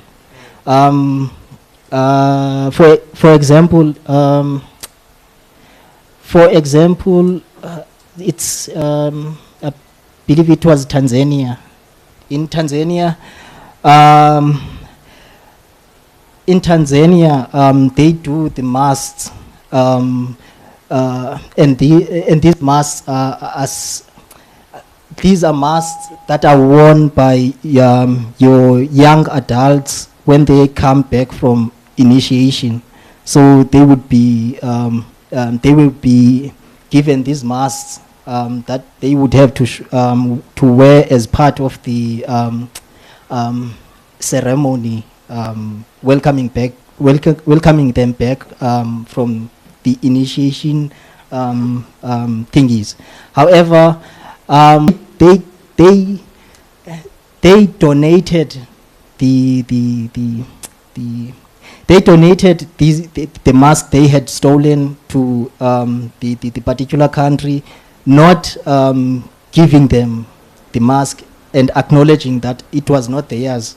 Instead, they worded it as a donation. So they never they are reluctant to appreciate the fact that these are not their artifacts. These are not their properties and stuff. So that's the unfortunate situation when it comes to your repatriation. But surely in cases like that, it doesn't really matter how the artifact gets returned. It's only important that it's back where it came from, or rather where it was stolen from. Because let's say in South Africa's case, the now late King of England, the crown jewels, the biggest diamond in the crown, was stolen in South Africa, where they put the people in colonial camps and stuff. So why doesn't South Africa as a whole go on a venture and try to take back the diamond? Because surely it's hypocritical if we complain about not having those artifacts back, but we don't go and get them back. Tamela, can I just attempt to deal with that? So you will know, so we did this research about 2 or 3 years ago, Tamela, right? Yeah. So as you would know, there's a whole lot that the West has stolen from the continent, a whole lot, not just artifacts. Some of them, they go and put them in their museums. So it really depends on the strength of the government of the day and the political willingness to see it as serious. And most of the governments have not taken culture seriously. And part of the work that we do as the South African Cultural Observatory is trying to emphasize how important that sector is, not just for, it's not for airy-fairy reasons, it's not just for sentimental reasons. There are people who were taken, there are things that were taken out of the continent, as you mentioned, the Queen of England. But most of them either would hide them or they would not let us go through to their institutions. But again, as I said, it really depends on the strength of the current political government and how they want to pursue that agenda. And it's what, obviously, as artists, as people that are affected, as communities that are affected, we need to continue to raise our voices so that government knows that it is that serious and we are serious about it, because it's not just something that's sitting out there. There are people that are interested in getting those. So I really just wanted to emphasize that it's really about the political willingness and the seriousness. And of course, again, one of the things that we can do, we obviously note this in different places. The reason, by the way, we went out to do the research, I mean, there are even debates, but the debates are depend on where you lie. Those that have the artifacts don't want to return them. Us whose artifacts were taken, our interest is to get them back. And of course, you then decide, I imagine, saying one of the biggest problems for the current government is that they have to decide between right and right, not between right and wrong. What it means is that you've got two priorities that are both correct. Which one do you take? But at the very least, we know that the industry, that's why we went to do the research, is interested in getting the artifacts. Most of the continent is interested. Some of the governments give lip service, some of them are serious. They will return some of the artifacts. But the research really was trying to look at all of that, to say what are the things that we need to do. And of course, if there's enough political will and if there's enough noise and enough pressure from the artists, I'm very sure that we will succeed in getting some of those artists to come back. Okay. There's a question at the back there. And I will come to you as well. Okay, so most of these artifacts, in fact, all of them, were stolen. Yes. So is it not gonna make it easier to get these things back because stealing is a crime? Can they not rather use? I don't not say rather use that as a strategy, but that is one of the things that can help get what belongs to South Africa back to South Africa. And also on the point where you said that government has to choose between right and right. These artifacts over there are tourist attractions. Correct. So tourism brings money. It is definitely important. Of course, you have a situation where you have to decide how will we break into those museums in France and in the US. So there are also obviously very practical considerations. How do you get that? That's why you've got to continue at international forums to put pressure to get those artifacts back. And obviously, we would know, particularly in this province. But it is important definitely for the industry. Yes. Do you want to give her a mic? Thank you. Morning, everyone. Deal with the situation. Thank you. For the purposes of this research, the focus was only on your African countries. Even the case studies that we those of your African countries. So we did not really look at your countries in other continents. We only looked at the ones here in Africa. Yeah, maybe if I may just add, obviously if you look international, the Aborigines in Australia, they've had that problem. The Indians in the US, they've had that problem. So there's an international movement, certainly, that looks at all of that. But the issue is that obviously our focus for the research was about African continent. By far, the African continent is the one that is worst plundered by the West, without a doubt. And we know, and part of it, of course, has been with the participation of our own people, of our own chiefs. As you would know about slavery, it was with participation of some of our people. And so you're dealing with all of that. But by far, the continent has been plundered. But obviously, we're the richest continent, right? If you look at it, there's no continent that can compare to us. But one of the biggest issues is that we don't work together. You know, most of the time we are actually fighting, and we're fighting there for a small bone, when the people, some of it still continues to happen. But the issue is that the more we work together, the more we put pressure, we are more likely to succeed. But it is an international issue. I mean, you've heard people, colonization has happened in Asia, in the South, in the Americas. If you go to West Africa, it's worse. You just need to read a few things. But as Tembela said, our focus was really just about the artifacts in the African continent, with particular focus on South Africa. Can I just ask, just for interest sake, what would you say is the benefit of our artifacts to the Western countries? Because they don't share the cultures that we do. They don't. Is it just a thing of aesthetics, having these beautiful things for themselves, or is it something that they want to learn from, or something that they want to adapt as their own? What? Just for interest sake, I don't know whether you delved into that. Tembela, do you want to try? I've got my own views, and it's documented, but Tembela? Yes, it's definitely about the aesthetics. Yes, it's basically about the aesthetics. That's basically it. And also, I would also say that it's also about the history behind those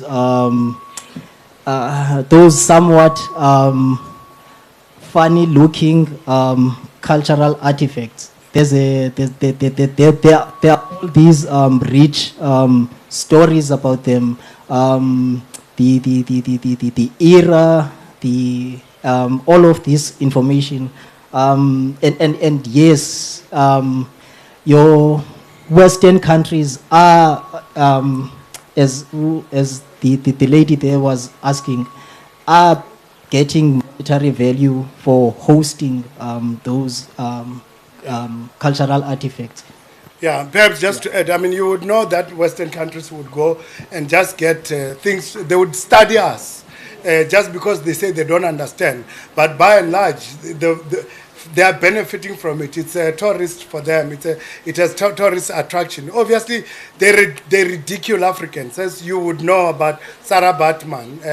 It's really just out of that. And of course, look, if you go back to history around colonization, the Europeans, before they came to Africa, they were fighting amongst themselves, as you would know. One kingdom trying to attack the other. But there is monetary value for them. That's why she correctly said it. They use it as a tourist attraction. But for sure, for us, it's very dehumanizing. You know, we are human beings, but beyond that, they've also stolen things like diamond, things like gold. You know, for them, it's got monetary value. It's more that, but ultimately, as we said, it's really about what we do as a people on the continent to put as much pressure to get those artifacts. You have a question? Yeah, please go ahead. Now, let me answer your question. The American Indians are repatriating. Is it on? The American Indians are repatriating, but they are getting cooperation from their museums. Now, the African Union is driving this agenda. However, are we prepared? Because the European argument, I've been busy in this field. The European Union's argument, or the museum's argument, is Africa does not have the conditions to preserve the artifacts. Now, are you guys prepared? Do you have the money to prepare our institutions to accept our things? Thank you for that. Is there any other question? Okay, there's another question. Yes, please pass her the mic, Luto. Thank you. It was just something that you mentioned that made, because I had a question earlier on, but I was busy. like you said, these Europeans, they ridicule our culture, shall I say. Do you think there is a way that we can explore these cultures and to teach our generation, or the next generation, about the things that we do not know of, because they have exploited people? And of the photos that I have seen and the way that people go about, when we go to your place and your cultures and we see everything, we treat these people more like animals and gimmicks and as such. So I wanted to know, is there a way, do you guys have plans in place for these people to teach us, but to also preserve their dignity, because they are people and then they have rights like the rest of us? So is there measures in place that are going to protect their dignity and keep their well-being and whatever intact, and while at the still at the same time allowing us, the outside world, to explore and to learn from them? Thank you. So I remember, I think that was Andre when he was speaking earlier on. So essentially what he meant with the exploiting our culture for tourism purposes, he was saying we've got quite a lot of the things that we can use to benefit. And obviously the difference between us and the Europeans, we respect our own cultures. It is not out of the position of ridiculing. You will go, and it's not from the perspective of the Europeans, but it's really how do we best use what we have to benefit, either from a tourist perspective. Because if you look at most people, when they visit countries, the one thing that they are interested is interacting with the culture of the place, out with respect. And of course, if we are spearheading those tourist activities, it will be from a level of respect. You're not going to be ridiculing your own culture, you know. So it will be, but it's to get people to interact and understand. I don't know how many people here have been to an area called Mzolis. The Europeans like going in Cape Town, but you get whether it's the dance, whether it's the music, but they are showcasing their music. So I think from what they said, it's about how do we use what we have to benefit. And from the department, I wouldn't know whether there are specific measures about that, but they link tourism and culture, and saying when they do workshops, and we do some workshops, but we have not done that particular one, but they look at what are some of the things that we can do to encourage people, tourists, when they're here, to interact with the locals, so that ultimately when you understand the culture, because you benefit more when you understand people's cultures. I hope I've tried to deal with you, and some of these are just really my opinions. Yeah. There's a question? Somebody will translate for us. No, I get you. Don't worry. Can somebody translate for us when she's just in case? Yeah, that's fine. I'll try to mix up. Yeah, what is also important is our land. There is a history in our land. So we must also think about it, like putting monuments, what was happened in certain places. Tourists come and they come and look and they want to know what was happening in that place. So we must also think about that. Make example about the Khoisan people. They are rock arts. Our writing. This is not our writing. Our writing is, you know what, the animals and the stripes. They must also bring our writing, our real, how we write, back to us, because we want to teach our children also this. So this is also important. And yeah, and in certain places, you know, like people was dying there. You talk about the war, how people was been fighting and be putting in holes together. They say history, you must put monuments out there so that we can get economic stronger on our land when we put our histories on our farms and on different places. So this is also important for us. Yeah. The land question, right? It's obviously one of the most critical in the country, as we know, that and the naming, of course. So.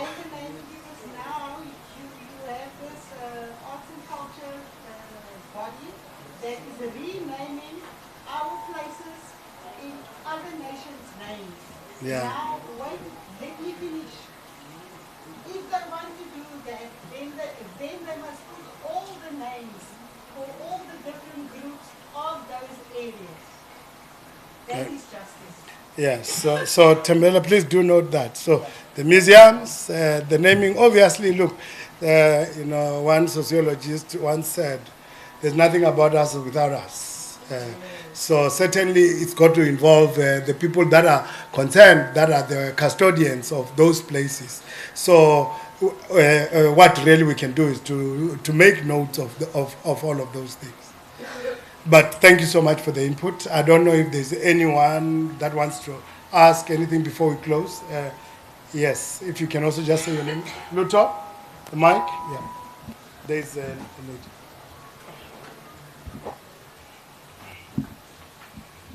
Afternoon, everyone. Thank you. Please excuse the voice, it's a bit scratchy. Yeah. But Your this name is as more, well? my name is Ntabiseng Mamayane. Okay. And this is more of an input rather than a question. I think from listening to everyone's views, the biggest stumbling block that we have as Africans, I solely put it on the government because it goes back to what you say about making noise. Our government is more focused on the relationships that they formed with these Western countries rather than focusing on aspects of reappropriating land and artifacts. You know, they rather make money than to go and fight for an artifact that they feel will not be beneficial to us. So if we make the noise that you are talking about, then that's where the difference will come in. Thank you.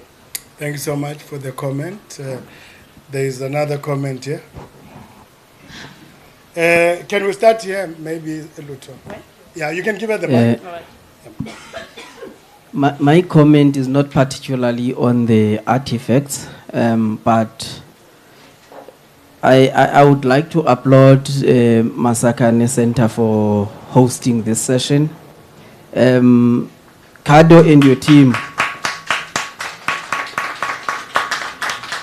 I think Kado and your team, Mama here was putting a challenge to you to have maybe a similar venue, whether in Rosedale or somewhere else, so that it doesn't look like everything comes to Babalelo. The other thing, everything that we are talking about here, it boils down to we suffer from mental slavery too much. We know what to do, but we don't want to do it. This blame that we always point government, when we can do things on our own. Why should we accept that those people are saying we can't take care of our own things that they've stolen from us anyway? We shouldn't even consider that thing. It's our things. How we take care of them is our business. And how we do that, we need to think and do things correctly. For us to preserve our culture, to put our culture there for other people to know it, we need to practice it and practice it correctly. For us to start practicing that culture, we need to teach the young ones, because kids don't know nothing about their culture. The old people are sitting down and not speaking out with it. Thank you. Thank you very much for the comment. Yeah, you can put it there. Yes, Sisi. By the way, I didn't get your name. Oh, my name is Torres Opita.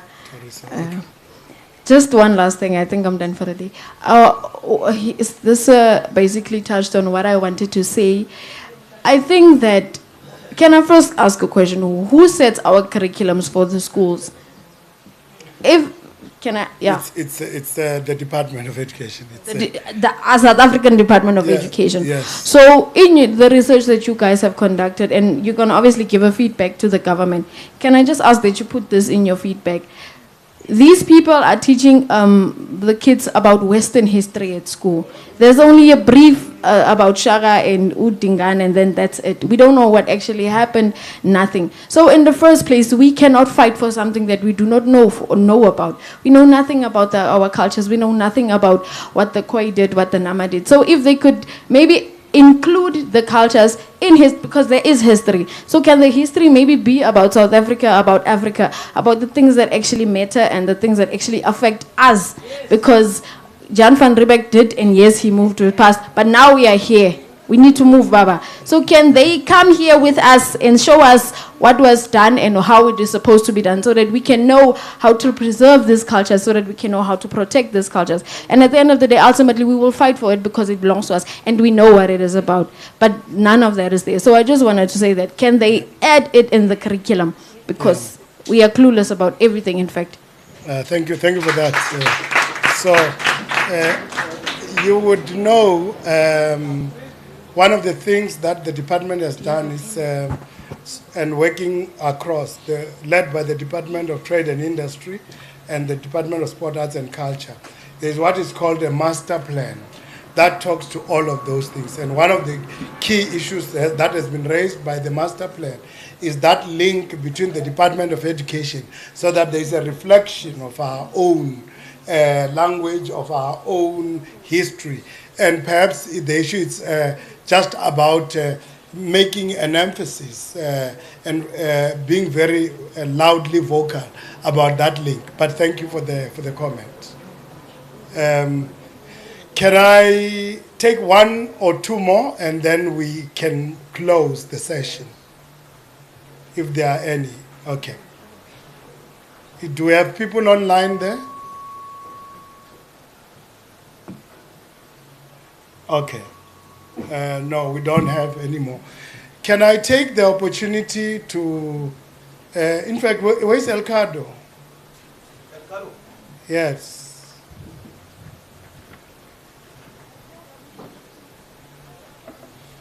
Is he here? Please ask him to come to the front and just say words before we close. We were supposed to have somebody from the Department of Sport, Arts and Culture, but I think he must have been delayed because I think he flew to Kimberley. And no, I mean national. Yes, I mean national. Please, I just want you to say a few things before we close the session, and especially for hosting us here. Please, the stage is yours. Sorry I didn't discuss with you, but I'm sure you can. Esikolweni they taught us unprepared speech. Okay. Yeah, on oral. By that said, I think, yeah, it's unprepared speech, so I didn't check the mic. Is the mic good? It goes. Okay, but I'm audible enough, Mas, right? Yes, you're audible. Okay, it goes. Yo, now I sound like a comedian. Allow me first to take this opportunity before I say anything. To have such a workshop of this magnitude in such a small posy, in such a shack. It's a shack. Okay. Like shack, okay. Like in such a shack, cultural shack, which we call our art center, which we call our home, which we call the beauty. And this is one of the centers that the creatives themselves built with their own hands. They took many days and throughout COVID and built the structure. So for SACO to say that I'm coming to the people, we are tired of taking events, to towns where the actual people, the indigenous people, are in the same locations that we are referring to. They are close proximity. So SACO for doing such and bringing such a workshop to the Northern Cape, specifically to the location, specifically to the specific center, which have its own heritage, this house itself. But that's a story for another day. I'm very, yeah. So by that also, I have to extend my gratitude. Is that English? To each and every community member, artist, creative, cultural practitioner that came out in numbers, and majority of them was waiting for me to pick them events up, and the wind disturbed them.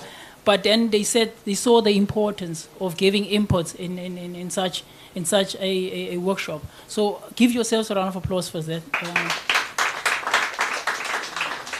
And I don't know why am I doing the thanks, because I was just grabbed like. And very much important, I need to thank each and every team member of Masakhane Art Center that did not sleep last night, that was working throughout the week and also today to make sure that we host. We were panicking because we're hosting SACO here. We're not just hosting in the department. So for hosting such an event here. So thank you very much, team members, each and every one of you guys. You guys can stand up and give yourself a round of applause. I said the team members. Yeah, by that said, it's, the session itself was very informative. I also like the fact that the session itself was very people engaged.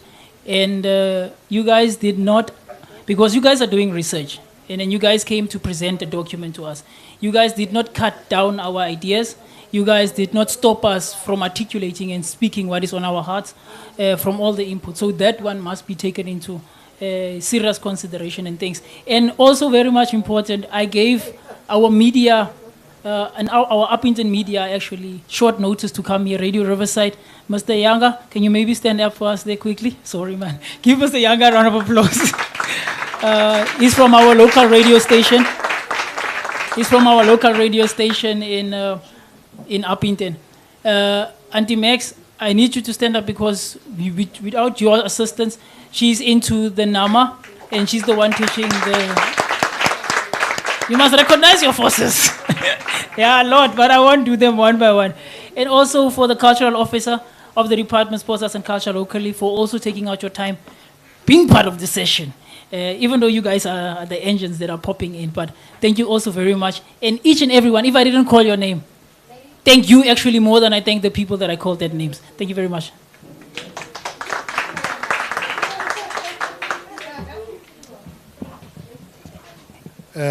Thank you so much, Elcado. Sorry for putting you on the spot, but you're a creative, so I know you would come up with something.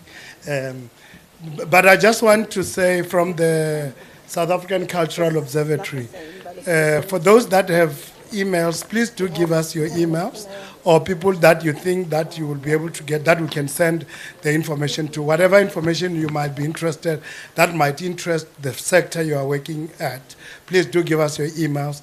And please do use our website, southafricanculturalobservatory.org.za, and do send us information, info@southafricanculturalobservatory.org.za. And but I want to take the time really to say thank you to all of you. Elcado has done that but I want to, from the SACO side, to thank you for coming through and for the patience and for bearing with us. We know that the work that, particularly some of the work that we do is very technical, and it's not always that as an example, but I try and find to understand. But we are asked to go in all different places. Some of the places we haven't been, we'll be going there for the first time, but we go and learn.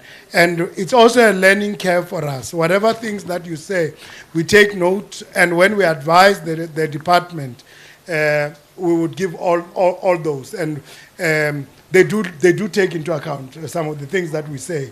And as I said, we travel the length and breadth of the country, and we get various views from everybody, and we do our best we will give them all the notes, and they will decide on what they think will be an average of the issues that they can raise.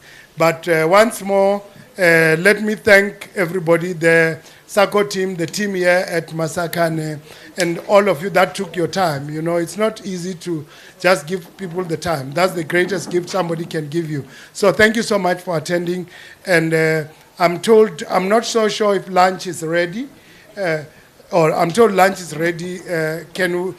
As we close, we'll go and have refreshments. Once more, thank you so much, and we will adjourn on that note. Thank you once more. And you can give yourself a round of applause. And let's go and have lunch. Thank you. We can end the session.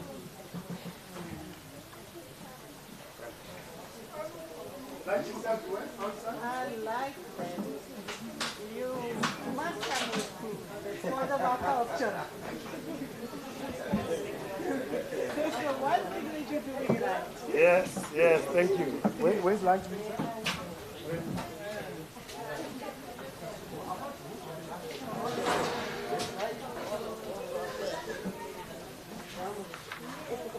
Thank you.